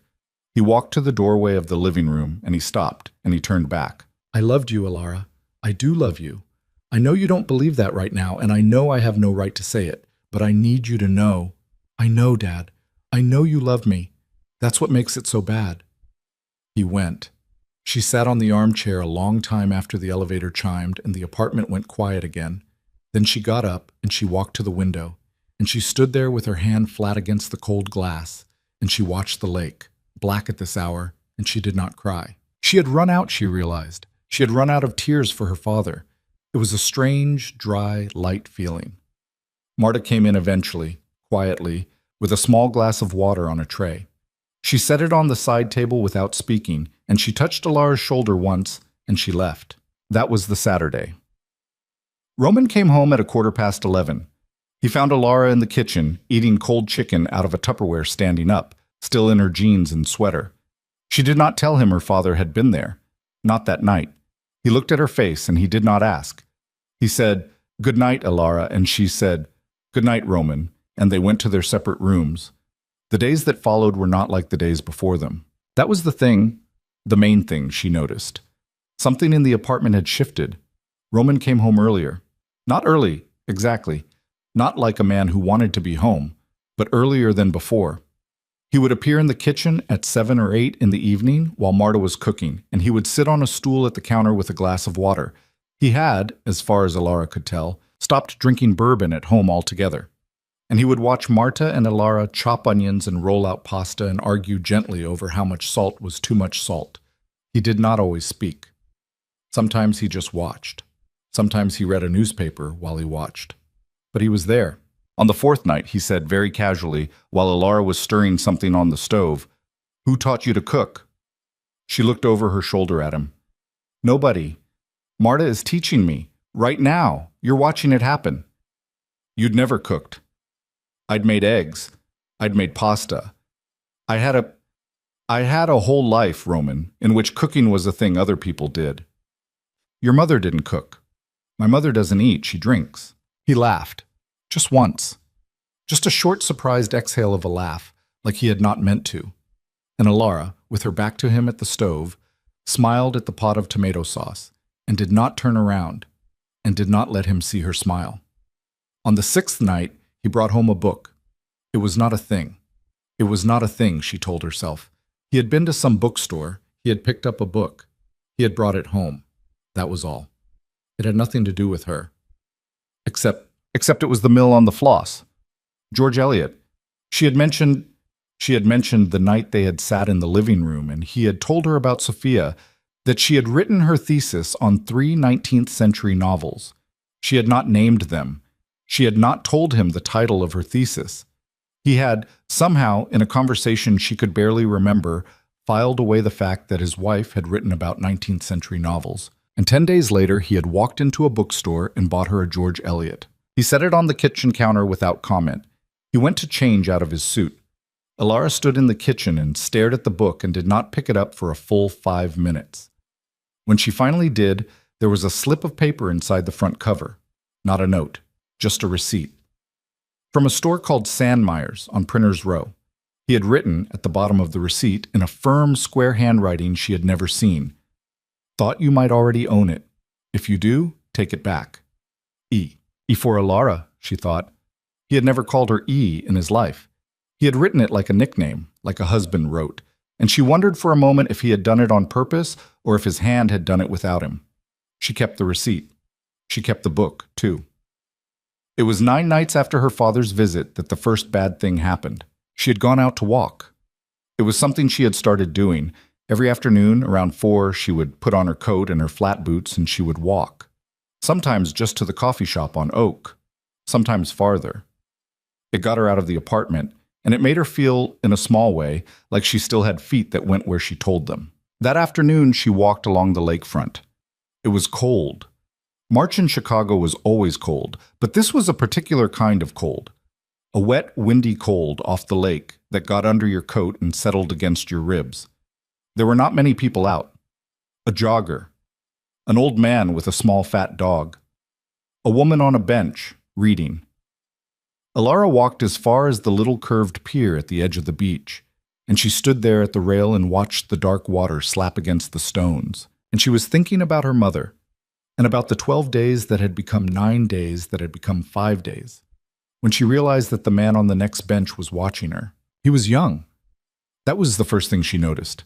Late 20s, maybe. He was wearing a thin, dark jacket in weather that was too cold for a thin, dark jacket, and he was not reading or looking at his phone or doing any of the things that people sit on benches to do. He was looking at her. She did not look back at him. She kept her eyes on the water. She pulled her coat tighter, and she turned away from the pier, and she started walking back the way she had come. And she listened, and after a moment she heard the crunch of his shoes on the gravel path behind her. He was following her. Her heart kicked up hard against her ribs. She did not change her pace. She walked. She did not take her phone out of her pocket. She did not know if taking her phone out of her pocket was the right thing or the wrong thing. She thought, very clearly and very stupidly, I don't know how to be scared. Nobody ever taught me how to be scared. At the corner of Michigan and Chestnut, she stepped into a hotel lobby. It was the Drake, which she had been to 100 times, and the doorman, a tall black man named Edwin, who had worked there since she was a child, nodded to her as she came in. She smiled at him. She did not stop. She walked through the lobby and out the back entrance onto Walton, and she flagged the first cab she saw, and she got in, and she said, "Please take me to the corner of Oak and State. Please just drive." And the cabbie, who had picked up enough nervous women in his life to know not to ask, drove. She got home. She rode up the elevator with her hands shaking in her coat pockets. She walked into the apartment. Marta was in the kitchen. Roman, as luck would have it, was home. He had come in early for once, and he was sitting at the kitchen counter with a glass of water on his phone. She walked up to him. "Roman." He looked up. He saw her face. In one movement, he set the phone down, stood up, and in 2 long steps crossed to her. "What happened?" "Somebody followed me." His face did something she had not seen before. It went flat. Not cold, that was different. She knew the cold face, the altar face. This was flat in a different way. This was a face that had information to process and a decision to make, and the feelings, whatever they were, had been shoved behind a door. "Where?" "The lakefront, near the pier. He was on a bench. He followed me to the Drake. I cut through the lobby. I took a cab home." "What did he look like?" "Young, white, dark hair, maybe 5'9", a thin black jacket, no hat. He had there was something on his hand, on the knuckles of his right hand. A tattoo. I couldn't see what it was." Roman went very still. "You saw his hand." "He was lighting a cigarette. I saw it for a second." "What kind of tattoo?" "Letters. 2 letters, I think. Dark ink, cheap ink, like jailhouse ink on the back of his fingers." Roman closed his eyes. "Roman." "Alara, listen to me. I need you to do exactly what I say. Okay? Okay. You are going to go into the library. You are going to close the door. Marta is going to bring you tea or whatever you want, and you are going to stay in there until I come and get you. All right?" "Roman, what is happening?" "I need you to trust me about an hour. Just an hour. Then I will come and I will explain. Please, Alara." She looked at him. His face was still flat, but his hand, the hand he had lifted a little without meaning to, was trembling, just slightly. The same tremble her father's hands had done on the couch 9 days ago, and it made her heart do something she did not have words for. She nodded. She went. She sat in the library, on the leather chair, with a cup of tea Marta had brought her without being asked. She heard Roman's voice in the other room, low and hard, on the phone. She heard him make 3 calls. She heard one door slam. She heard men's voices, strangers, 2 of them, in the foyer 45 minutes after she had sat down. She heard them leave. An hour and 10 minutes after he had put her in the library, Roman came in. He closed the door behind him. He looked older than he had looked at the kitchen counter. He sat down, not in a chair, but on the rug in front of her, one knee up, his elbow on the knee, so that his face was roughly level with hers. Alara. Yes. The tattoo you saw, the 2 letters on the back of his fingers. Can you draw them for me? In the air, the shape of them. She lifted her hand. She traced slowly the 2 letters she had seen. VC. Roman did not move. VC, she said, lowering her hand. Is that what it was? Yes. Vincent Conti, not Vincent. VC. It's a marker. It's what his boys get. When they've done something, it's a souvenir, a graduation pin, you could call it. I know exactly who you saw. His name is Danny Russo. No relation. That's a common last name. Cheap tattoo on the right hand, about 5'9", 28 years old. Been following people for Conti for the last 4 years. He is what is called a spotter. He watches. He reports. Okay. He was watching you, Alara. That means Vincent knows about you, which is something I did not want, which I have been very careful to prevent. Because of what happened to Sophia. Because of what happened to Sophia. She was quiet. The tea on the table beside her had gone cold again. She had a bad habit of letting tea go cold. She thought stupidly, I need to work on that. Roman. Yes. Why would he start watching me now? I've been your wife for a month. If he was going to do this, wouldn't he have done it the day after the wedding? Roman looked at her. For the first time, she saw something in his face that was not flat and not cold, but something closer to naked fear. And it made her want to reach for him, and not reach for him in equal measure. Something has changed, he said. Something has happened, or is about to happen, that has made him pay attention to you. I don't know what yet. I'm going to find out. Tonight. I need you to stay in the apartment until I do. Not a walk, not the coffee shop, nothing. Frank downstairs is going to know. Marta is going to know. We are going to be very careful for a few days, and then we are going to make some decisions. Okay. I am sorry, Alara. It's not your fault. Yes, it is. It is. It is exactly my fault. I brought you into this. I let my father bring you into this. I knew what I was doing, and I did it anyway because I did not want to fight my father. And now you are in it, and they have noticed you, and this is on me. Do not let me off the hook for it, please. She looked at him. He was still on the floor in front of her, on one knee, and she saw, more clearly than she had seen anything in her marriage, that he was a man who had been running from a feeling for 3 years and 7 months, and that the feeling had just caught up to him. Not love. Not yet. Something smaller and harder and more honest. He did not want her dead. That was what his face was telling her. He did not want her dead, and he did not know when exactly he had started not wanting her dead. And it was frightening him. She reached out. She put her hand on the side of his face. She had never touched him before. His jaw was rough. He had not shaved, she realized, in probably 2 days. She held her hand there a moment, and then she took it away. I won't go out, she said. Thank you. Roman. Yes. Do not go after Vincent Conti tonight. He was silent. Roman, swear to me. I know what it feels like to want to kill somebody. I learned it when my father walked out of this apartment 9 days ago. I know what it feels like. And I am telling you, because I know, that if you go after him tonight, you will not come back in the right shape, or you will not come back at all. And either way, you will have lost, and so will I. I am asking you, do not go tonight. I was not planning to go tonight, Alara. But you were thinking about it. I'm always thinking about it. That is a separate question. Don't go. He looked at her a long moment. Okay, he said. Okay. I won't go tonight. Thank you. He stood up. He looked down at her. He did not lean down to touch her or kiss the top of her head or any of the things a husband might have done, but he did something strange. He said quietly, "Good night, E," and he left the library. She sat in the leather chair another hour. She did not move. She thought about a great many things. About Sophia Russo, who had died in a street on Taylor Street. About Danny Russo, who was no relation, who had followed her along the lakefront. About her mother, who was coming home in 4 days.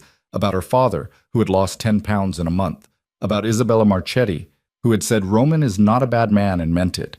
And about her husband, who had called her E twice now. Once on a receipt, once out loud.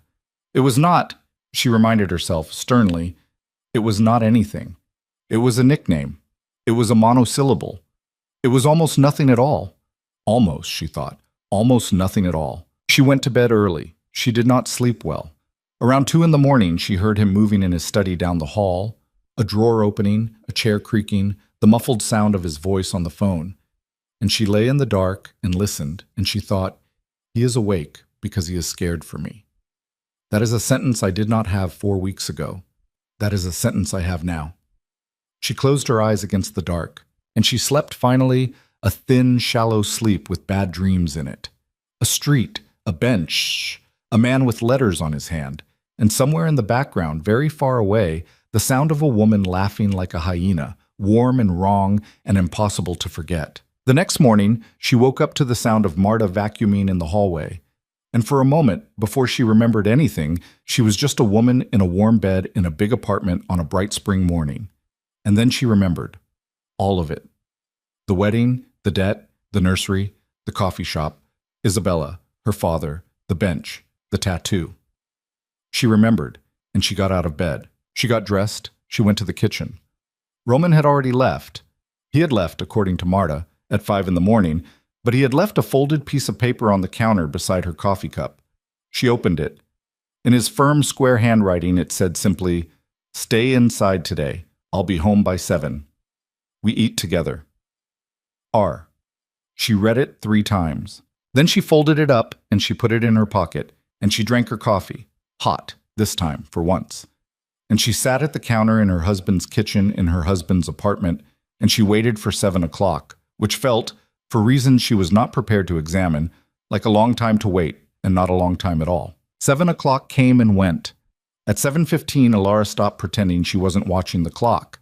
At 7:30, she went to the window and looked down at Lakeshore Drive, at the small, slow-moving lights of the cars 40 stories below, and she thought about how stupid it was, how stupid and how new, to be waiting for a man to come home for dinner. At 7:42, the elevator chimed. Marta got to the foyer before she did. Alara heard their voices, low, Roman's and the housekeeper's, and then footsteps coming down the hallway. He appeared in the doorway of the kitchen with his coat still on, his hair a little wet from the rain that had started around 6, and his face was tight in a way she was learning to read. "I'm sorry I'm late." "You're not that late." "I said 7. It's 7:42, Roman. It's not a felony." He almost smiled. He shrugged his coat off and handed it to Marta without looking at her, which was not rudeness, Alara had learned. It was a thing men like him did, a reflex from childhood, expensive boys who had been handed coats by housekeepers since before they could tie their own shoes. He saw her watching him do it, and something in his face registered the watching, and he turned to Marta and said, "Thank you, Marta." And Marta blinked visibly and said, "You're welcome, Mr. DeLuca," and carried the coat away. Alara raised an eyebrow. "What?" he said. "Nothing. Say it." "I will. Eventually." "Sit." Marta made lasagna. She's been stirring it since 4, and if we don't eat it in the next 10 minutes, she's going to cry. He sat. He washed his hands in the kitchen sink, which again was new. He had always gone to the powder room before. And he sat at the counter, and Marta served them both lasagna on heavy white plates, and for the first 2 minutes nobody spoke. Then Roman set down his fork. "Danny Russo is dead." Alara's own fork stopped halfway to her mouth. "What?" "Somebody found him this morning in a car in a parking lot in Bridgeport. Shot twice. The news is going to have it by 10 tonight. I wanted to tell you before you saw it. She set the fork down slowly. Roman. I didn't do it. Roman. I did not do it, Alara. I told you I wouldn't. I didn't. I spent last night on the phone with 4 different people, and all of them will say the same thing. I did not touch Danny Russo. I did not send anybody to touch Danny Russo. Then who? That's the question. He picked up his fork again. He looked at his plate like he was trying to remember what food was. Conti, maybe. Cleaning up a mess before it got seen. That would be the simple answer. He sent Danny to watch my wife. My wife noticed. I noticed. Danny becomes a liability because now he's a face I can point to. So Conti puts him in a car and deals with it. That's one version. What's the other version? The other version is somebody else killed Danny for a reason I don't know yet, to send a message I don't understand yet. And that is the version that is keeping me up at night. She sat with that a minute. Eat your lasagna, Roman. He looked at her. What? Eat your lasagna. Marta's been stirring it since 4. Whatever's happening is going to keep happening whether you eat or not. You look like hell. Eat. He ate. They got through the meal, mostly in silence. Marta, from the other side of the counter, pretended to do a crossword puzzle and was clearly listening to every word. Afterward, Roman helped clear the plates, which was, again, new, which Marta pretended not to notice. And when the kitchen was clean, he turned to Alara and said, "Can we talk?" In the library. She went. He closed the door behind them. He did not sit. He paced, once, twice, along the wall of books, one hand rubbing the back of his neck, the other in his pocket, and Alara sat in the leather chair and watched him and waited. "I want you to leave Chicago for a while," he said. "No." Alara, "No, Roman. Sit down. You're making me seasick." He sat. On the ottoman opposite her chair, so that their knees were almost touching. He was, up close, more tired than she had realized. There was gray at his temples she had not noticed before, and a small cut on his jaw where he had shaved in a hurry. "Listen to me," he said. "I have a house. In Michigan. On a lake up near Harbor Springs. It's quiet. Nobody knows about it except my lawyer and now you. I want you to go up there for a couple of weeks, just until I figure out what Conti is doing. Marta will go with you. I'll send 2 men. You'll have the whole house, the whole lake, a kitchen, books. You can read, you can walk, you can... Roman, I am not going to Michigan." "Why not?" "Because my mother is getting back in 3 days and I told her I would be here. And because if I go up to a lake in Michigan, I am going to lose my mind in about 48 hours. And because I do not want to be the kind of wife who runs." "You're not running. I'm sending you." "It's the same thing." "It is not the same thing." "Roman," she leaned forward, "listen to me. For 3 years you have kept your distance from Vincent Conti because you were afraid he would come after the people you loved, right? You told me that. You said, Isabella said, actually, but it tracks. You said you haven't gone after him because it would start a war, right? Right. So if you send me to Michigan, you have accepted that my life is fragile in exactly the way Sophia's was. You have accepted that I am somebody you love enough to hide. And we are not there, Roman. You and I are not there yet. I am your wife on paper. I am your dinner companion. I am a woman you bought a book for on Printer's Row. I am not a person you love yet. And I do not want to go to Michigan as a person you love yet, because we have not earned that. He stared at her. That is, he said slowly, the strangest argument against leaving town I have ever heard in my life. It's a good argument. I didn't say it wasn't good. She could not help it. She laughed. It was a small laugh, and it surprised her, and when she heard it, she almost put her hand over her mouth like a little girl. Roman looked at her like he had never heard her laugh before, which, she realized, he hadn't. They had been married 36 days, and he had never heard her laugh. Elara, what? If you will not go to Michigan, then I am putting 2 men on you, one at the building, one on you when you go anywhere. I don't care how much you hate it. It is going to happen. You can pick which 2 if you want. You can pick the ones that seem least irritating, but I am not going to watch somebody else. He stopped. She watched him stop. She did not fill the silence. I am not going to watch anybody else get hurt in a street on a Friday night, he finished finally. I am not. I have done that. I will not do it again. So you pick the men, or I pick them, but 2 men are on you starting tomorrow. That is not negotiable. Okay. He looks surprised. Okay? Okay, Roman, I'll take the men. I'm not stupid. I don't want to die because I was making a point about my agency, but I am not leaving. And you are not going to go after Conti either. Not yet. Not until we know more. Elara. Not yet. Swear to me again. You gave me a day. I'm asking for more than a day. He was quiet a long time. I swear. Not yet. Good. He stood up. He looked at her a moment longer. Then he did something she did not expect at all. He leaned down, very slightly, and he put his hand, briefly, lightly, on the crown of her head, the way a man might touch the top of a child's head in passing. It lasted a second and a half. Then it was gone. He left the library without another word. Elara sat on the chair in the lamplit room with the cooled tea and the Alexander Hamilton biography she had never finished, and she realized that her scalp, where his hand had been, was warm.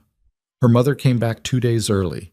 Elara was in the kitchen on the Tuesday morning, drinking coffee in a bathrobe, when Marta appeared in the doorway with an expression Elara had not seen on her before, something between wariness and amusement.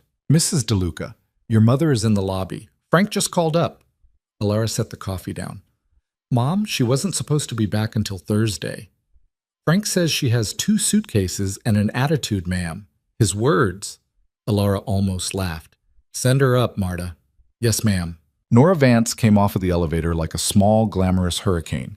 She was wearing a cream-colored traveling suit and a pair of enormous sunglasses she did not take off until she was in the kitchen, and she smelled like airplane coffee and Chanel and, very faintly, tequila.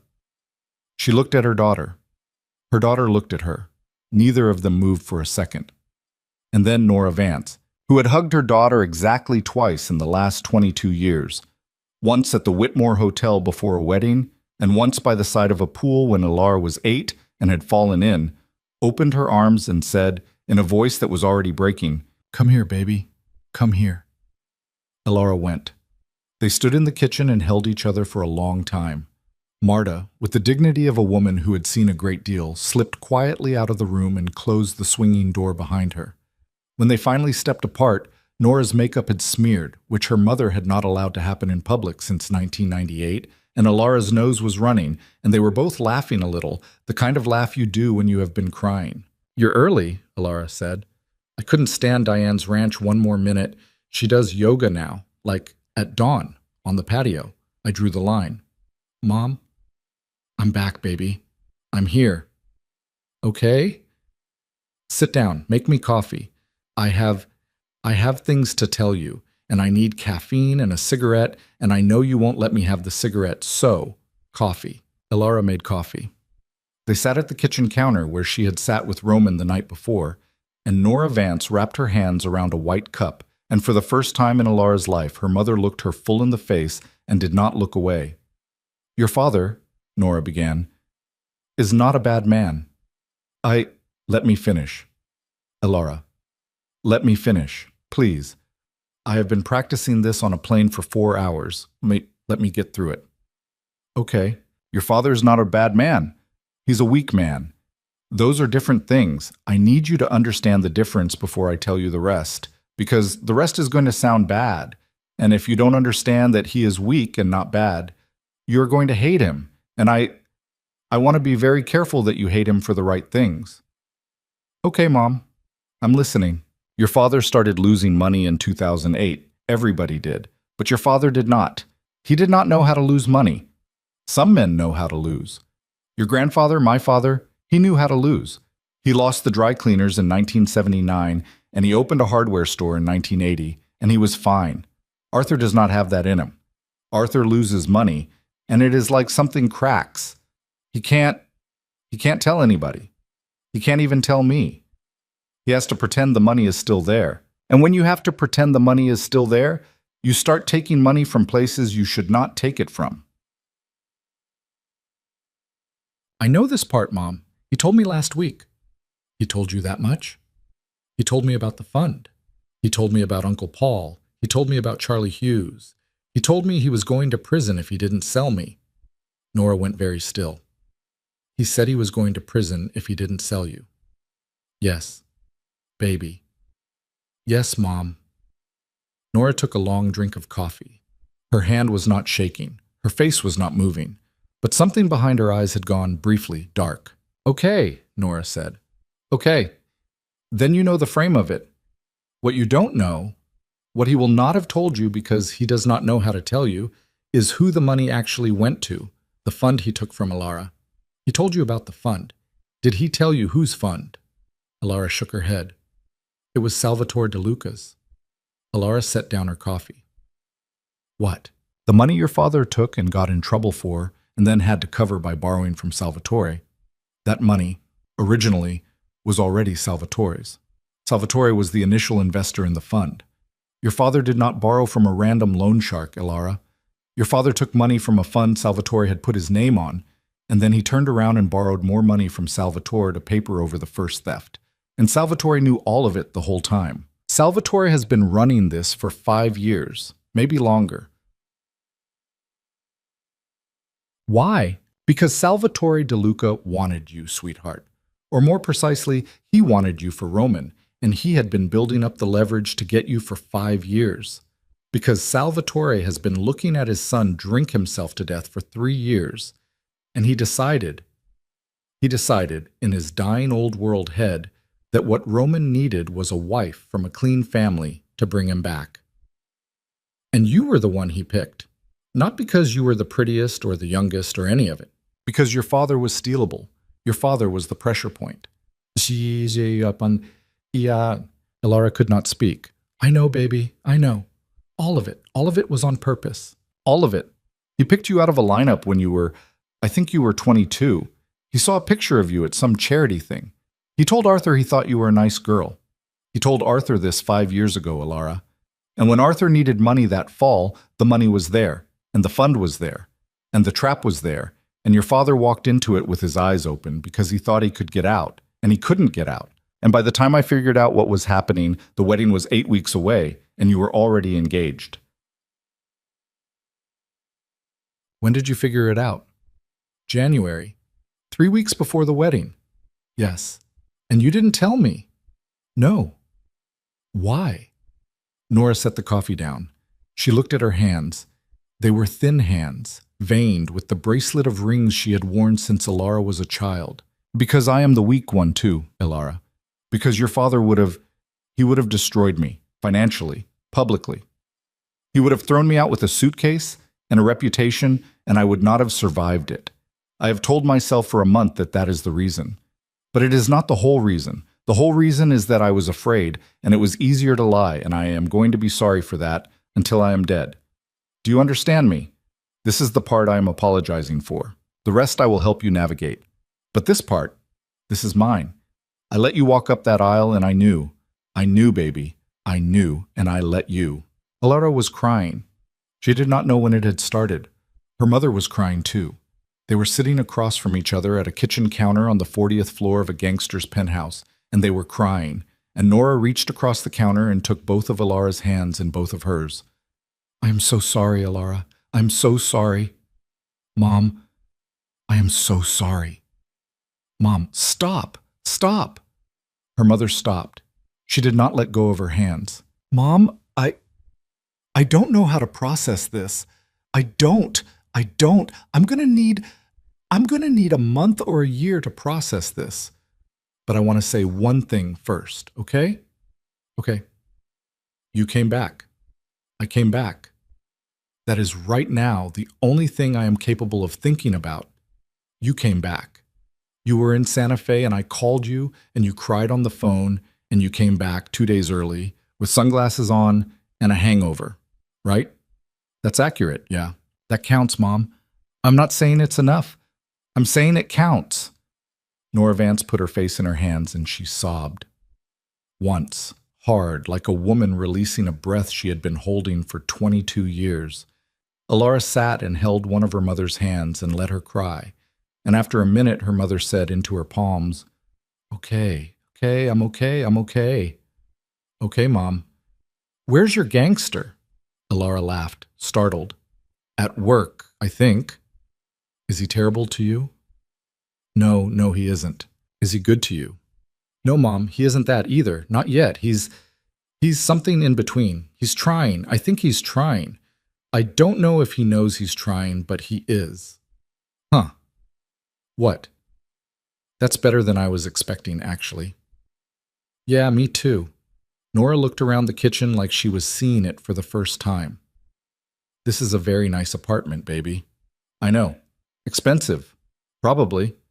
I'm going to need a drink. Do you have tequila in this apartment? I have no idea. Marta? Marta, who had been in the hallway, came back into the kitchen with the speed of a woman who had been waiting for her cue.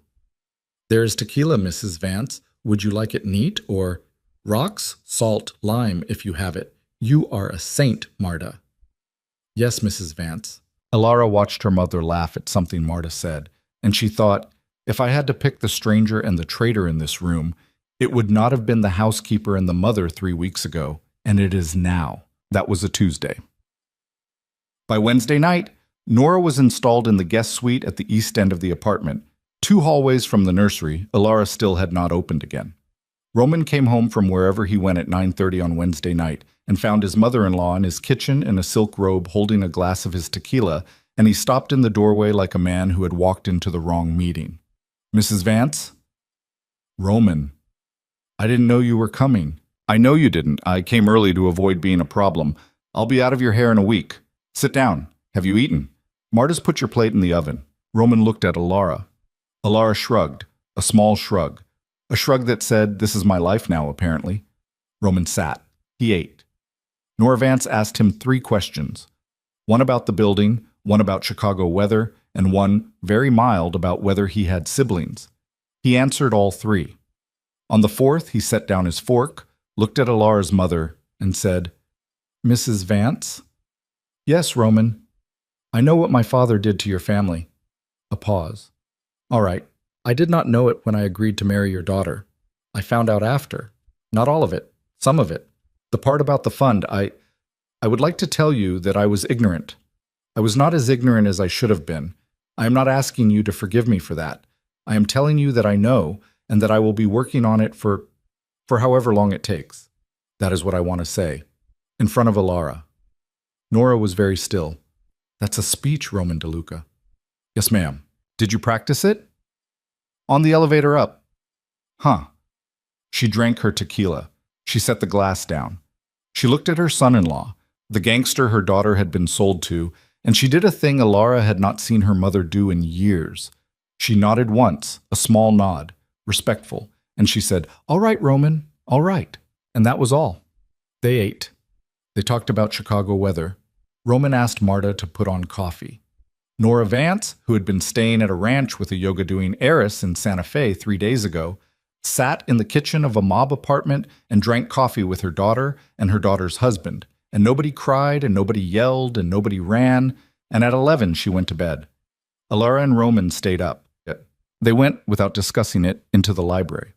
Alara sat in the leather chair. Roman sat on the ottoman again, closer this time, though she did not think he had noticed that he had done it. The lamp was on. Outside the window, rain was falling again, fine and steady. Your mother, he said. I know. She is not what I expected. Neither did I, it turns out. He nodded slowly. He was looking at his hands. She was looking at his hands, too. They were large square hands with a knuckle on the right that had been broken at some point and not set correctly. She had not noticed before. Alara. Yes. Vincent Conti sent a message this afternoon. She lifted her head. What kind of message? He sent a white rose to my office. No note. Just a single white rose in a box. The messenger was a courier, paid in cash, can't trace it. What does a white rose mean? In the way my family used to do things, in the old country, a white rose at a funeral meant peace, and a white rose at somebody's office meant the opposite. It meant a warning. It meant, I know where you work. I know where your people are. I am coming. The men who did that thing are all dead now. The tradition isn't really the tradition anymore. When Vincent Conti sends a white rose, he is doing it on purpose. He is telling me he is a student of history. Okay. I heard you. What do we do? Roman looked at her. In the lamplight, his gray eyes were almost black. There is a meeting the day after tomorrow. A sit-down at a restaurant called Pescatores on the south side. It was arranged before the Rose came. It is an attempt, by people on both sides, to prevent a war. My father used to go to these. He is not well enough now. I have to go in his place. Vincent will be there. You will be in a room with the man who killed Sophia. Yes. Roman. I am not going to do anything, Alara. I know what you're going to say. I am not going to do anything. It is a sit-down. There are rules. Everyone comes unarmed. There are 2 men from each side. There is a neutral. An old man who has been doing these since my grandfather was alive. Nothing happens at a sit-down. Nothing is permitted to happen. If I touch him, everyone at the table dies. That is how it works. I'm going to go. I'm going to sit across from him. I'm going to hear what he wants, and I'm going to come home. Take me. He stared at her. No. Roman. No, Alara, absolutely not. You don't go to a sit-down. Women don't. Our women don't go to those. Ever. It is not how it is done. It would be seen as an insult or as a statement or... Exactly. What? Exactly, Roman. It would be a statement. It would tell him that I am not a secret. It would tell him that I am not hidden. It would tell him that if he sends a man to follow me on a lakefront, my husband brings me into the room. It would take away the only piece of leverage he has, which is the threat of coming through me to get to you. Do you hear what I am saying? Alara, do you hear me? Yes, I hear you. That is not how it is done. Then this is how it is done now. You said yourself last week. You said things are changing. The tradition isn't really the tradition anymore. So change it. Let me come. Not as your shield, not as your message, as your wife. Because if we are going to be a real thing, Roman, and I am not sure yet whether we are, but if we are going to have any chance at being a real thing, then you cannot go sit across from the man who killed your fiancé without me in the room. You will come back crooked. I know you. I already know you that much. I am telling you. Take me. He was quiet a long, long time. My father would lose his mind. Your father is dying, Roman. Let him lose his mind. Tommy would quit. Tommy loves you. Tommy won't quit. It is not safe, Alara. It is not safe for you either. We can be not safe together. That's what marriage is. That is not, he said, almost laughing. That is not what marriage is, Alara. It is the marriage we got. He looked at her. He looked at her for so long that she thought he was going to say no. She thought he was going to stand up and walk out, and in the morning tell her that she was going to Michigan, and he was going to Pescatores alone, and the conversation was closed. He did not. He said very quietly, "Okay, E. Okay? Okay. You come. You sit next to me. You do not speak unless I tell you to. You do what I say the entire time we are there. That is my condition." Agreed. Do not make me regret this. I won't. Yes, you will, but do it anyway. She laughed, just once, a low, surprised laugh. He almost smiled. Outside, the rain kept falling. Somewhere in the apartment, her mother was sleeping in a guest suite, snoring very lightly, a detail Alara had not discovered until that night, and which had made her absurdly happy.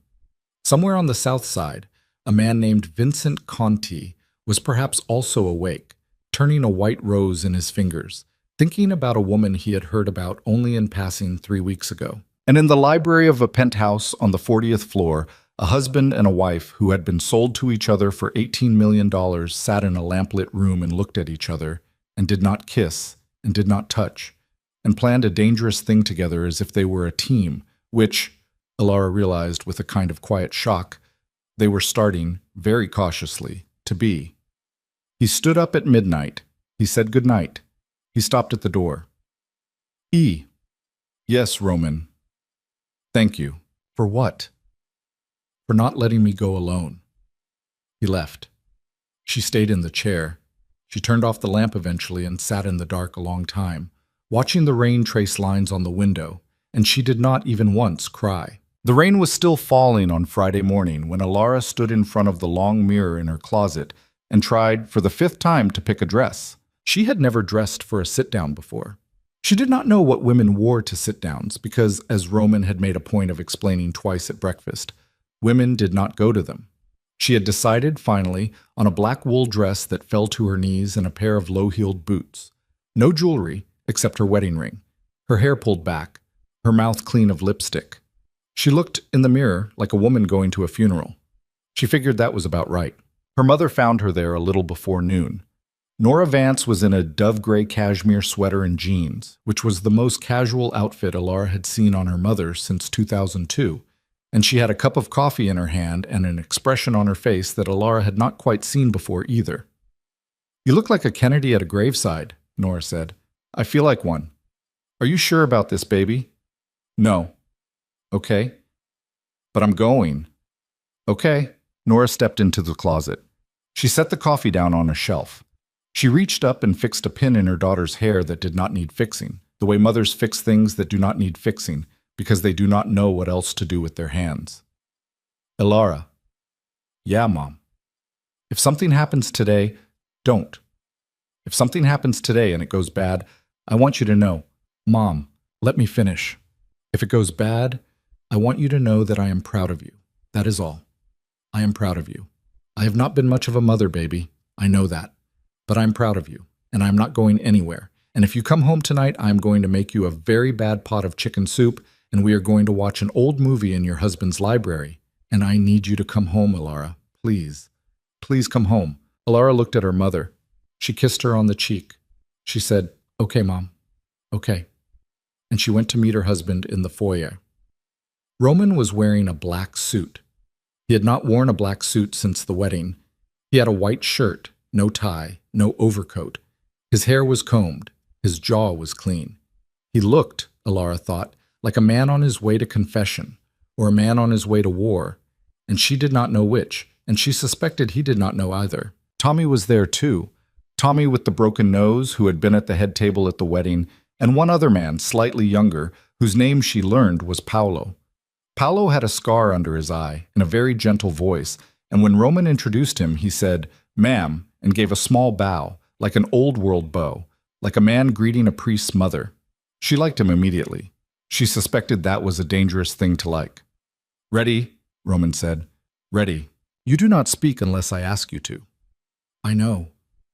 "You do not look at Vincent. You look at the wall, or the table, or at Tommy, not at Vincent. If you look at him, you give him a tell, and I don't want him to have any tells yet." "Okay. If something goes wrong, if anything at all happens, any sound, any movement, any shift, you get down, on the floor, under the table. Tommy will get you out. Tommy knows the back way out of Pescatores. You do not wait for me. You do not look for me. You go with Tommy. Are we clear?" "Yes." "Say it. If anything happens, I go under the table, and I leave with Tommy, and I do not wait." "Good." He looked at her. For a second, just a second, his face was not the flat face. It was something else, something tight and frightened, and, underneath the fright, something that was very nearly tender. He lifted his hand like he was going to touch her shoulder, her face, something. And then he did not. He dropped his hand. He said, "Let's go." They went. Pescatores was a small Italian restaurant in a neighborhood Alara had never had reason to visit, tucked between a funeral home and a long empty storefront with soaped-over windows. It was the kind of place that looked closed from the outside even when it was open. A red canopy over the door, a faded painting of a fish on a wooden sign. Inside, it smelled of garlic and old wine and older men. They were the second party to arrive. A neutral, a tiny white-haired man named Mr. Carminelli, who had to have been 85 years old and who moved with the careful deliberation of a man who had been shot at once and had not forgotten, met them at the door. He looked at Alara a long moment, and then he looked at Roman, and he lifted one thin eyebrow. He did not speak. "My wife," Roman said. "She comes in." Mr. Carminelli considered this. Then he shrugged, very slowly, a shrug of a man who had been seeing traditions broken for 60 years and could no longer summon the energy to object. "As you say, Mr. DeLuca." They were seated at a long wooden table in the back room, red-checked tablecloth, a single candle, unlit, 4 chairs on one side, 4 on the other, and at the head, 1 chair for Mr. Carminelli. Alara sat to Roman's left. Tommy sat to Roman's right. Paolo sat beyond Tommy. The empty side of the table faced the door. They waited. It was 7 minutes. It felt like 7 hours. Nobody spoke. Roman's hands were flat on the table, fingers spread, palms down. Tommy was very still. Paolo was looking with great interest at a small water stain on the ceiling. Alara, in her black dress, kept her eyes on the grain of the wood in front of her and breathed through her nose, slow and deep, and counted to 10, and then counted to 10 again. The door opened. 4 men came in. The one in the front was older than Alara had expected. 55, maybe 60, balding, in a dark gray suit that was a little too big for him. He had the softest, saddest face she had ever seen on a man, which was not at all what she had prepared for. His eyes were wet and brown, his mouth turned down. He looked, she thought, like a man who had been in grief a long time and had learned, unfortunately, to function inside of it. This was Vincent Conti. He stopped inside the doorway when he saw her. He did not say anything. He just stopped. He looked at her, not with any particular expression, just a long, careful look, the way a man looks at an unexpected piece of furniture in a room he thought he knew. Then he looked at Roman, and Roman looked at him, and some silent sentence passed between them that Alara was not equipped to translate. Vincent Conti sat down. His 3 men sat down. "Mr. De Luca," Vincent said. His voice was not what she had expected either. It was low and a little hoarse, like a voice that had done a lot of shouting 20 years ago and had not entirely recovered. "Mr. Conti, you brought your wife." "I did." "That's not how it's done." "It's how I'm doing it." Vincent Conti considered this. He nodded once, slowly. He did not seem angry. He did not seem anything. "Mrs. De Luca." Alara did not look at him. She kept her eyes on the wood, but she inclined her head just slightly, a small polite nod. Mr. Carminelli, at the head of the table, lit the candle with a match from his pocket. That was the signal, apparently, that the sit-down had begun. "We are here," Mr. Carminelli said, "to speak and to listen, and to see if we can leave this room without a war. Mr. Conti, you asked for this. You have the first word." Vincent folded his hands on the table in front of him. "Mr. De Luca," he said, "I'm going to say something, and I'm going to ask you to hear me out before you respond. Can I have that?" "You can have that. 3 years and 7 months ago, men who worked for me killed a woman you were going to marry. I did not order it. I want to say that first. I want to say that in this room, in front of Mr. Carminelli, on my mother's soul, I did not order the hit on Sofia Russo. Giancarlo Bellini ordered it. Giancarlo is dead. I killed him myself 6 weeks after it happened because I could not have a man under my roof who had shot a woman on Taylor Street without my permission. You may have heard that he had a heart attack in a hotel room in Florida. He did not have a heart attack. That is the truth. You have not heard it from me before. I am telling you now." Roman's hands, on this table, did not move. "I do not know if that means anything to you," Vincent continued. His voice was very even. "I'm not expecting it to mean anything to you. I am telling you because it is true, and because you have waited 3 years to sit across a table from me, and because I have waited 3 years for you to. I wanted to say it to your face before anything else." "Why now?" Roman said. Vincent Conti took a long breath. "Because I have been watching you for 3 years. Since it happened, I have been watching you and I have been waiting for you to come for me. And you never did. And I started thinking about you, about Sofia, about why you did not come. Go on. I could not figure it out. For a long time. I thought, maybe he is building, maybe he is waiting, maybe he is smart. Then you married, and I thought, he has moved on. He has accepted. And then he glanced at Alara. Just a flick of the eyes, back to Roman. And then I had some of my people look. Not to do anything, to look. I sent Danny Russo, because Danny was a watcher, that was all. And Danny watched, and Danny called me, and Danny said, "Boss, the wife walks alone." That was what Danny said. She walks alone. She goes to coffee shops alone. She sits at a pier by herself in the afternoons. Her husband does not go with her. Her husband does not go near her. And that's when I understood. I understood that you were not waiting to come for me. You were nursing a wound.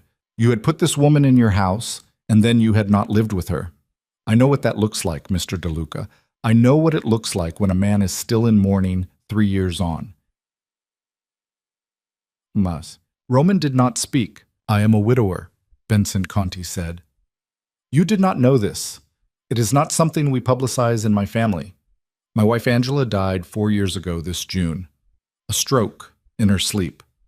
She was 51. We had been married 30 years. I have never since that night slept in our bed. I sleep in a guest room. I cannot walk past the door of our bedroom without wanting to sit down on the floor in the hallway. I am telling you this so that you understand that I know, personally, what it is to still be in that room when the door has been closed for a long time. And I saw you, Mr. DeLuca. I saw you in that room. And I thought, very stupidly perhaps, but I thought, this man and I are the same kind of broken. Roman still did not speak, but Alara, beside him, heard him exhale. Then Danny died, Roman said at last. Yes. Did you do that? Yes, I did. I will tell you why. Danny had begun, in the last year, to freelance. He had been doing small things for Salvatore. Little errands, little pieces of information sold for envelopes of cash. I did not know this until 3 weeks ago. When I found out that Danny had been watching your wife for me, I began to wonder who else knew Danny was watching your wife. I asked Danny. Danny lied. I asked again. Danny lied again. I had a man look at Danny's phone. Your father was in Danny's phone, Mr. DeLuca.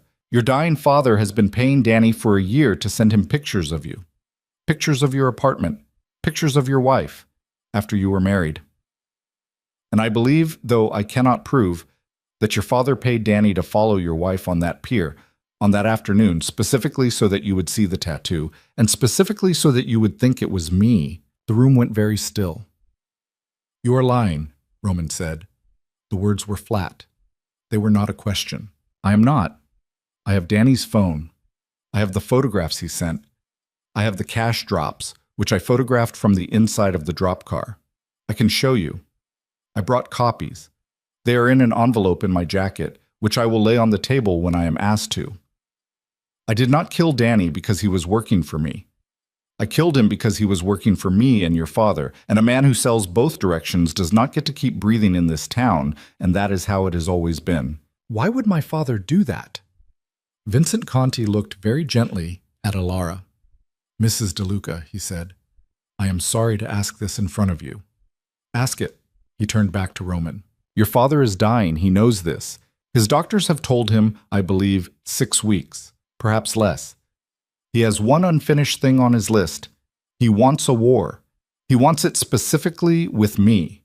He has wanted it for 20 years, for reasons that go back to 2003, reasons that are not your reasons and not your wife's reasons. When Sophia was killed, he thought he would finally get his war. He did not get it. He blamed you. He has never forgiven you. And now he is dying, and he has calculated, correctly, actually, that the one way to get his war before he goes is to make his son believe that Vincent Conti has come for the second woman. That pasa siguiente. Alara felt Roman's hand beside her on the table close into a fist so tight she saw the tendons stand out. He did not move it. He did not lift it. But the knuckles went white. He set my wife up, Roman said. He set your wife up. He used her. Yes, Mr. DeLuca. He used her. I am very sorry to be the one telling you. I thought about not telling you. I thought about letting you come for me, getting it over with because I am old and I'm tired and part of me would not mind getting it over with. But I looked at your wife walking alone in my photographs, Mr. DeLuca, and I thought, no, not again. Not another one. So I asked Mr. Carminelli to arrange this, and here we are. Mr. Carminelli nodded slowly from the head of the table. Roman said nothing for a very long time. Alara, who had been told not to speak, forgot and spoke. Mr. Conti. His soft, sad eyes turned to her. Yes, Mrs. DeLuca. May I see the photographs? Roman turned his head to look at her. His face was a very complicated thing to see. She did not look back at him. She kept her eyes on Vincent Conti, because the instruction about not looking at him had become, she felt, inoperative. Vincent reached slowly into his jacket. He laid a manila envelope on the table. He slid it across. Mr. Carminelli, at the head of the table, reached out and inspected it, as was apparently his job, and then he passed it to Roman. Roman opened it. He went through the photographs one at a time. Alara looked over his shoulder. They were not dramatic. That was what struck her. They were grainy, taken from across streets and from parked cars. A picture of her, in her coat, walking into the coffee shop on Oak. A picture of her on the pier. A picture of her laughing with Isabella in the window of the coffee shop, taken from the sidewalk. A picture of Roman's apartment building, from the street. A picture of the lobby, of Frank at his desk. And underneath the photographs, a small stack of printed out screenshots. Text messages. The phone number at the top of them was a number Alara knew. She knew it by heart.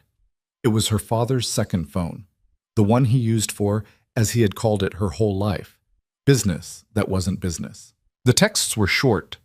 They were businesslike. They said, "Need one of her at the pier, clear face if you can." They said, "Don't let her see you." They said, "My son-in-law needs to see your hand. Don't pull the sleeve down." Alara felt something inside her give way. It was a small, quiet giving way. It was not a scream. It was not a collapse. It was the sensation she had had once when she was a little girl and her mother's favorite vase had tipped on a shelf, and she had watched it fall, and she had known in the air that the vase was going to break, and she had been unable to reach out and catch it. And there had been, in the long half-second of the fall, not panic, but a kind of terrible clarity. Oh, it is breaking. It has been going to break this whole time. It is only now that I am seeing it. Her father. Her father. Not Salvatore, the old ghoul in the wheelchair. Not Salvatore, whom she had wanted to hate more than anyone. Arthur Vance, who had sold her for $18 million, had also sold her for a war. Had used her face, her coat, her pier, her ordinary afternoon to try to steer his son-in-law into a killing, and had done it while dying himself, on purpose, running out the clock, trying to leave behind one last wound in a family he had already wounded. She realized she had put a hand on the table. She realized her palm was flat on the wood. She realized Roman was looking at her. "Alara, I'm okay. Alara, I'm okay, Roman. I'm just sitting here." Vincent Conti, across the table, softly said, "I am very sorry, Mrs. DeLuca. I really am. Thank you, Mr. Conti." There was a long silence. Mr. Carminelli, at the head of the table, watched them all with his watery old eyes and waited. "Mr. Conti," Roman said finally. "Yes, if I'm understanding you correctly, you are telling me that if I go home tonight and I do nothing, if I let my father die the way he is going to die, if I do not start a war, then you and I are done. We are done, Mr. DeLuca. I will not come for you. My sons will not come for you. The thing that happened 3 years and 7 months ago, on my soul and on my wife's soul, I do not want it happening again. I am old. You are young. You have a wife. I would like you to use her better than you have been. That is what I would like. I did not come here to tell you that, but I am telling you anyway, because I am in a room with her, and because she is not a weapon for your father. She is a person." Batun. He looked at Alara again, just for a second. "You have nice bones," he said, oddly, almost gently. "Don't break them on anything my business would make you break them on." It was, Alara realized, the same sentence Isabella had said to her in the ballroom of the Whitmore, the same exact sentence. She thought, nice bones. Is that what gangsters say in this town when they mean God bless you? She almost laughed. She did not. Roman closed the envelope. He looked at Vincent Conti for a long moment. "Mr. Conti." "Yes, Mr. DeLuca. I have spent 3 years and 7 months hating you. I know. I am going to need some time to unlearn that. I understand. I may not fully unlearn it. I understand that too. But I am not going to come for you. I am telling you that here, in front of Mr. Carminelli, in front of my wife, in front of your men, I am not going to come for you. The matter is closed. The war does not happen. Sophia is where she is. I do not get her back. Going to your funeral does not bring her back. I understand that. I have understood it for a long time, and I have been very tired of understanding it. Vincent Conti nodded slowly. Thank you, Mr. DeLuca. Do not thank me. All right. Mr. Carminelli, at the head of the table, put his palms flat on the tablecloth and pushed himself, with some difficulty, to his feet. The matter, he said, in the old quavering voice, is closed. The sit-down is ended. Both parties leave in peace. And that was it. Elara did not understand afterward how it could have been that simple. She had been braced for a door to slam open, for gunfire, for a line of men with rifles in the alley, for Roman to go over the table, for Tommy to draw a gun he had not been supposed to bring. None of that happened. Vincent Conti stood up. His men stood up. Vincent buttoned his too large suit jacket. He came around the table, slowly, his hands visible, in the traditional way, and he held out his hand to Roman. Roman looked at the hand. For a second, Elara thought he would not take it. Then he did. It was the shortest handshake she had ever seen. It was perhaps a half-second. It was the handshake of two men who had agreed not to kill each other and had agreed on nothing else. Mrs. DeLuca, Vincent said, turning to her. Mr. Conti. Go home, Mrs. DeLuca. Make your husband eat something. He is too thin. All of you DeLuca men get too thin when you are grieving. It is a bad family trait. I will. He left. His men left. The door closed behind them. Mr. Carminelli made the sign of something old over the candle and then blew it out, and the room smelled of a snuffed wick and garlic and old wood, and Elara Vance DeLuca let out a breath she had been holding, she suspected, for most of an hour. Roman was very quiet on the ride home. He sat in the back of the car with her. Tommy drove. Paolo was in the passenger seat. Nobody spoke for a long time. Outside the window, Chicago rolled past. Row houses, shuttered bars, the viaduct under the rail line, a girl in a jean jacket walking a dog. And Elara watched all of it and thought about her father. She thought about him a great deal. Roman. Yeah. I want to go to my father's house. Now? Now. He did not argue. He leaned forward to Tommy and said, To Arthur's, Lake Forest. Tommy looked in the rearview mirror at Elara. She nodded. Tommy turned the car around. They drove north. The rain had cleared and the light was a thin gold falling sideways through the trees along the expressway. By the time they reached Lake Forest, it was almost 5 o'clock. And the big old house on the tree-lined street, the house Elara had grown up in, the house where she had skinned her knees on the flagstones and hidden her first bad report card under the porch, looked the same as it always had. Gray stone, green shutters, a porch light on, and a single lamp in the front window. Her father's car was in the driveway. She got out alone. She told Roman to wait in the car. He did not argue that either. He said only, if you need me, I am here. I will be in this car. Do not go anywhere alone. Come get me if you need to. She nodded. She walked up the flagstones. She let herself in with her old key, which still worked. Her father was in the den, in his armchair, with a glass of something amber in his hand and the television on low. He was alone. He had lost more weight. He looked up when she came in. He did not stand up. He looked at her face and he understood. You know, he said. I know. How? Vincent Conti. He gave Roman the phone records, the pictures, the texts. I saw your handwriting in a text message, Dad. I saw where you wrote my son-in-law needs to see your hand. Arthur Vance nodded slowly. He did not protest. He did not deny. He looked at the television where a pair of men in blazers were silently arguing about a basketball game, and he said very quietly, I thought if he took Conti out, he would be a man again. I thought he would stop drinking. I thought my grandchildren would be born to a man and not a ghost. That is what I thought, Elara. I understand how it sounds.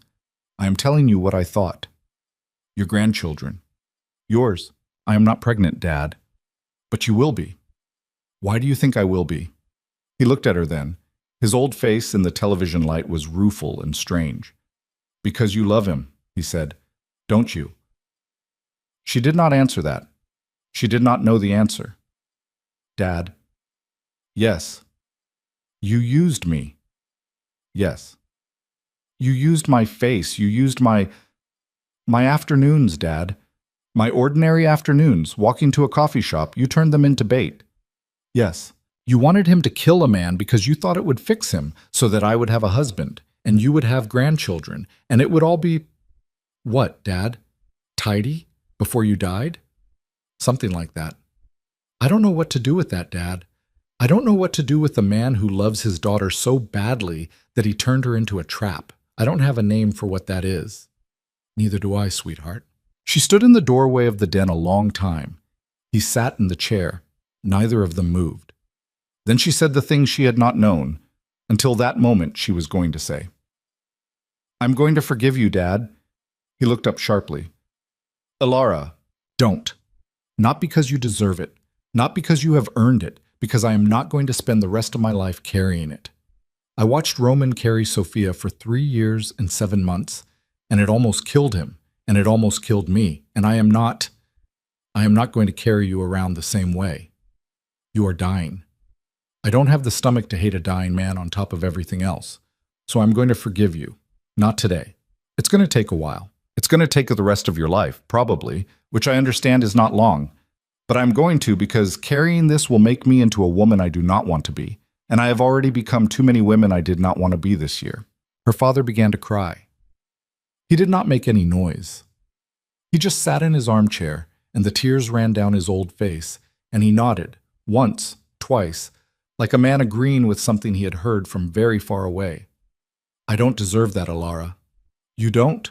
But I get to give it to whoever I want. That's the only part of this that ended up being mine. She walked across the den. She bent down. She kissed him on the forehead. His skin smelled the same as it had always smelled, aftershave and old paper. And for a moment she was 6 years old, and he was the tallest thing in the world. And then she was 26 again, and he was a small man in a chair. Goodbye, Dad. Goodbye, baby. She walked out. She did not look back. She got into the car. Roman took one look at her face and did not ask. Tommy drove. They did not speak the entire way home. It was well after dark when the elevator chimed in the foyer. Her mother came out of the library before they had their coats off. She had been pacing, apparently, for hours. And when she saw Elara's face, she stopped and did not ask, the same way Roman had not asked.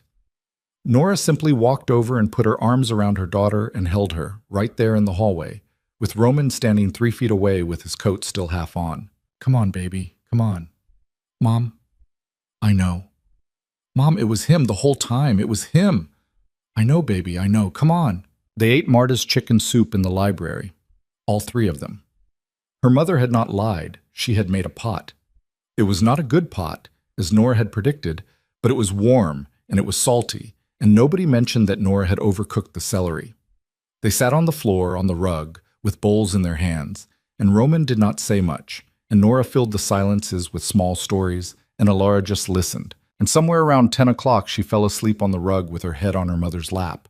And when she woke up, a blanket had been put over her, and the lamp had been turned low, and Roman was sitting across from her in the leather chair, watching the lake through the rain-beaded window, saying nothing. Where's my mom? I put her to bed. She said tell you she loves you. She also said tell you her back hurts. Elara laughed, very softly. What time is it? Almost 2. Have you slept? No. Roman? Yeah. She sat up. She kept the blanket around her shoulders. She looked at him across the small lamplit space between them. Come sit on the rug. He looked at her. Then he got up, and he came and sat on the rug, not touching her, close enough that their shoulders almost met, in the way their shoulders had almost met across a dozen meals at a counter. His black suit jacket was gone.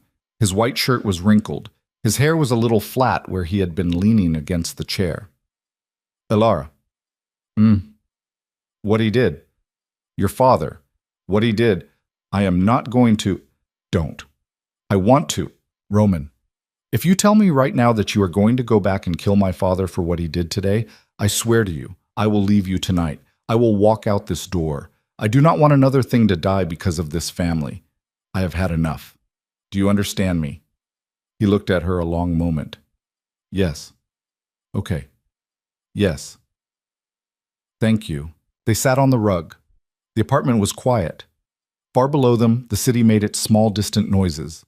A car horn, a siren 3 blocks away, a garbage truck grinding somewhere along the lake. I want to tell you something, Roman. Okay? I did not want this marriage. I know, E. I hated it. I hated you. For about a month, I hated you so much I thought about how I could legally get out of it and keep my mother's house. I did a lot of math in the dark. I hated you, and I hated my father, and I hated Salvatore, and I hated Sophia, a little, which I have been very ashamed of since I learned who Sophia was. Okay, and now, it is not that I love you. I want to say that. I want to be careful about that word. I do not love you yet, but I am here. I am sitting next to you on a rug in your library at 2 in the morning. I did not go to Michigan. I did not leave you at Pescatores. I did not let you go after my father. Those were choices. Do you understand what I am telling you? I am making choices now, Roman. I am making them on purpose, and I'm choosing to try this with you. I do not know if it will work. I think maybe it will not, but I am telling you that I am choosing it because I'm tired of being chosen by other people. He did not speak. He looked at the rug. Roman, I heard you. Say something.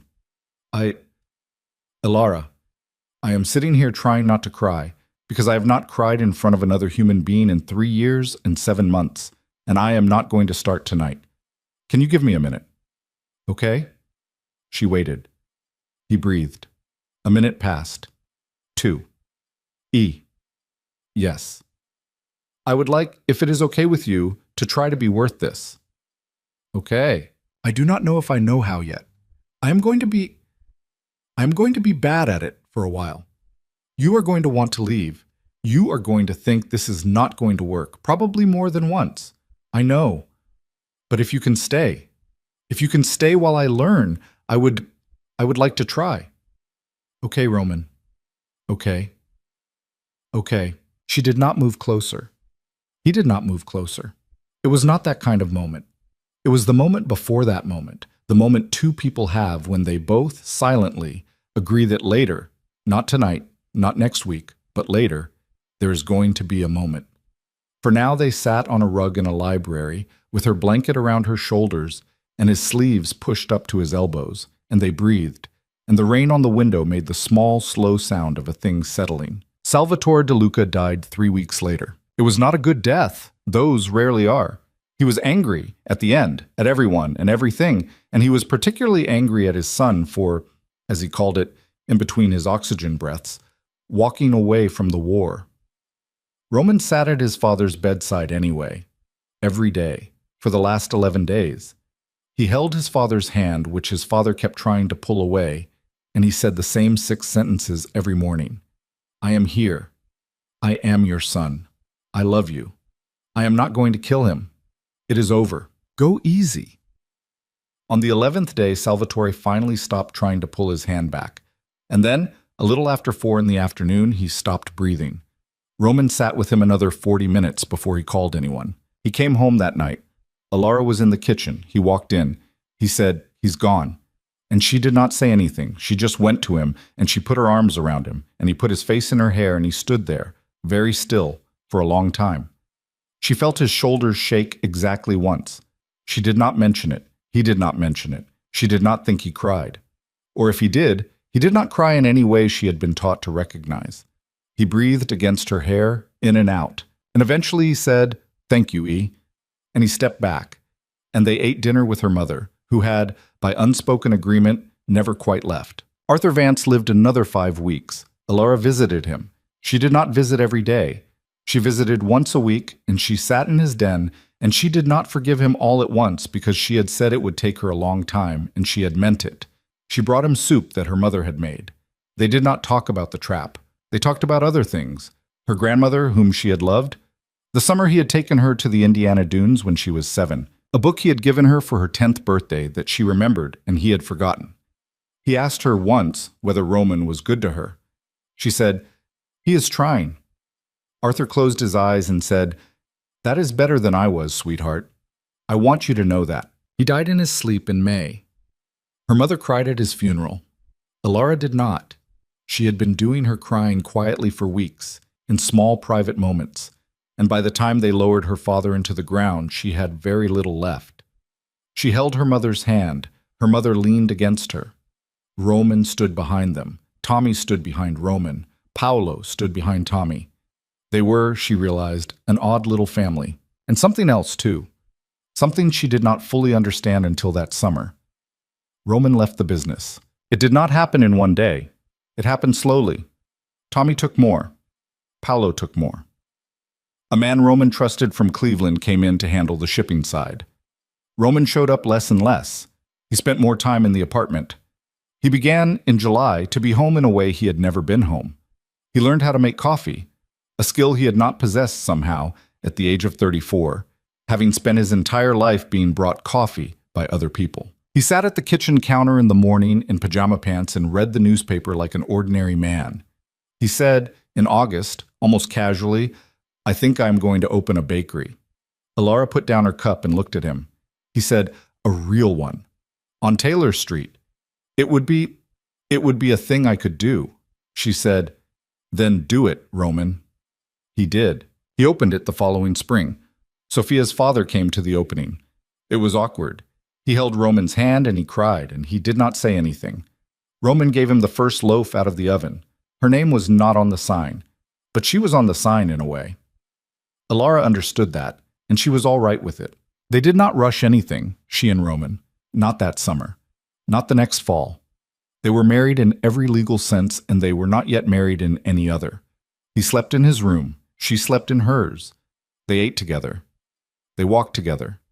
They went to her mother's for Sunday lunches, which were inedible, and which all three of them pretended to enjoy. One night in October, Alara knocked on his door at 11:30. She did not say anything. She just stood there. He opened the door. He looked at her. She looked at him. "I wanted to see if you were up," she said. "I was up." "Okay." "E. Yeah. Do you want to come in?" "I think so. Yeah." She went in. They did not rush. They sat on the edge of his bed and talked for almost an hour about nothing in particular, about a dog they had seen on the lakefront that morning, about her mother's latest bad recipe, about a book he had been reading. When he kissed her, it was not fireworks. It was the kiss of two quieter than that. It was the kiss of two people who had been almost touching each other across kitchen counters and library rugs for months, and who had finally stopped being almost. She did not go back to her own room that night. Their daughter was born 2 summers later, a girl. They named her Nora, after Alara's mother, and Nicholas, as a middle name, after a boy who had never been born. Both grandmothers cried at the hospital. Nora, who was by then almost 56 and had moved into an apartment 2 blocks from Alara's building, and a second grandmother, by which Alara meant Marta, who had long since stopped pretending to be just the housekeeper. She was family. She had been family since the lasagna. One night, when Nora Nicholas was 2, Alara found Roman in the nursery. It was not the old nursery with the watercolor bird. They had closed that room. They had simply closed the door and never opened it again.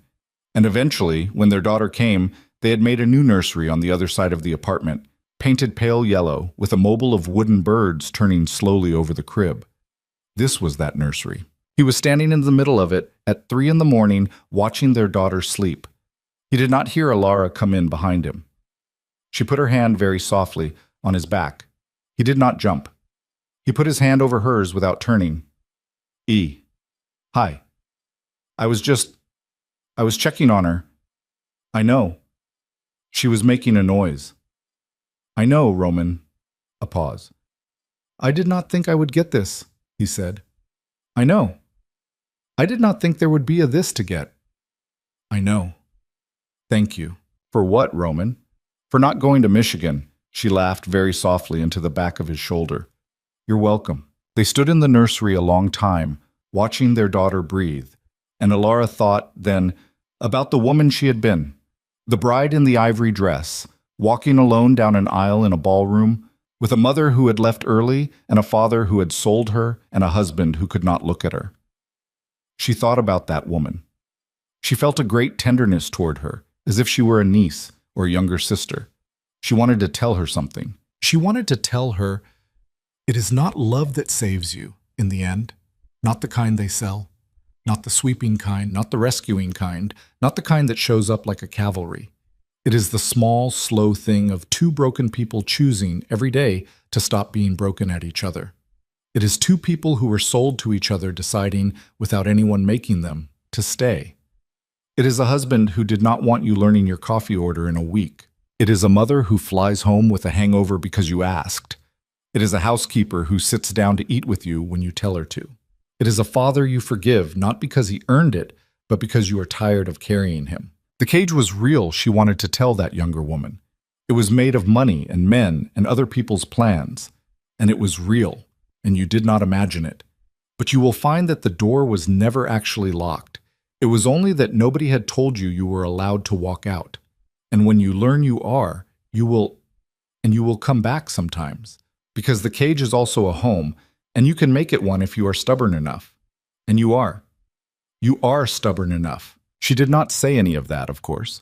She was standing in a nursery at 3 a.m. with her hand on her husband's back, and her daughter was sleeping, and her mother was snoring 2 rooms away, and Marta, who had never moved out, was asleep in the small suite near the kitchen. The apartment was quiet. The city was quiet. The lake was black outside the window, and somewhere far away a boat was moving, its small red light crossing the dark. Roman squeezed her hand on his back. Yeah. Let's go to bed. Okay. They closed the nursery door. They went to bed, in their own room, which had eventually become theirs. And Alara Vance DeLuca, who had been sold and had survived it, and who had, against every reasonable expectation, been loved, fell asleep and slept deeply and did not dream. Outside, the rain that had been falling off and on for years finally, that night, stopped. And in the morning, the world kept going, and she was in it, and she had chosen it, and that, she understood finally, was the whole thing. That was all of it. That was what any of it had ever been about. The end.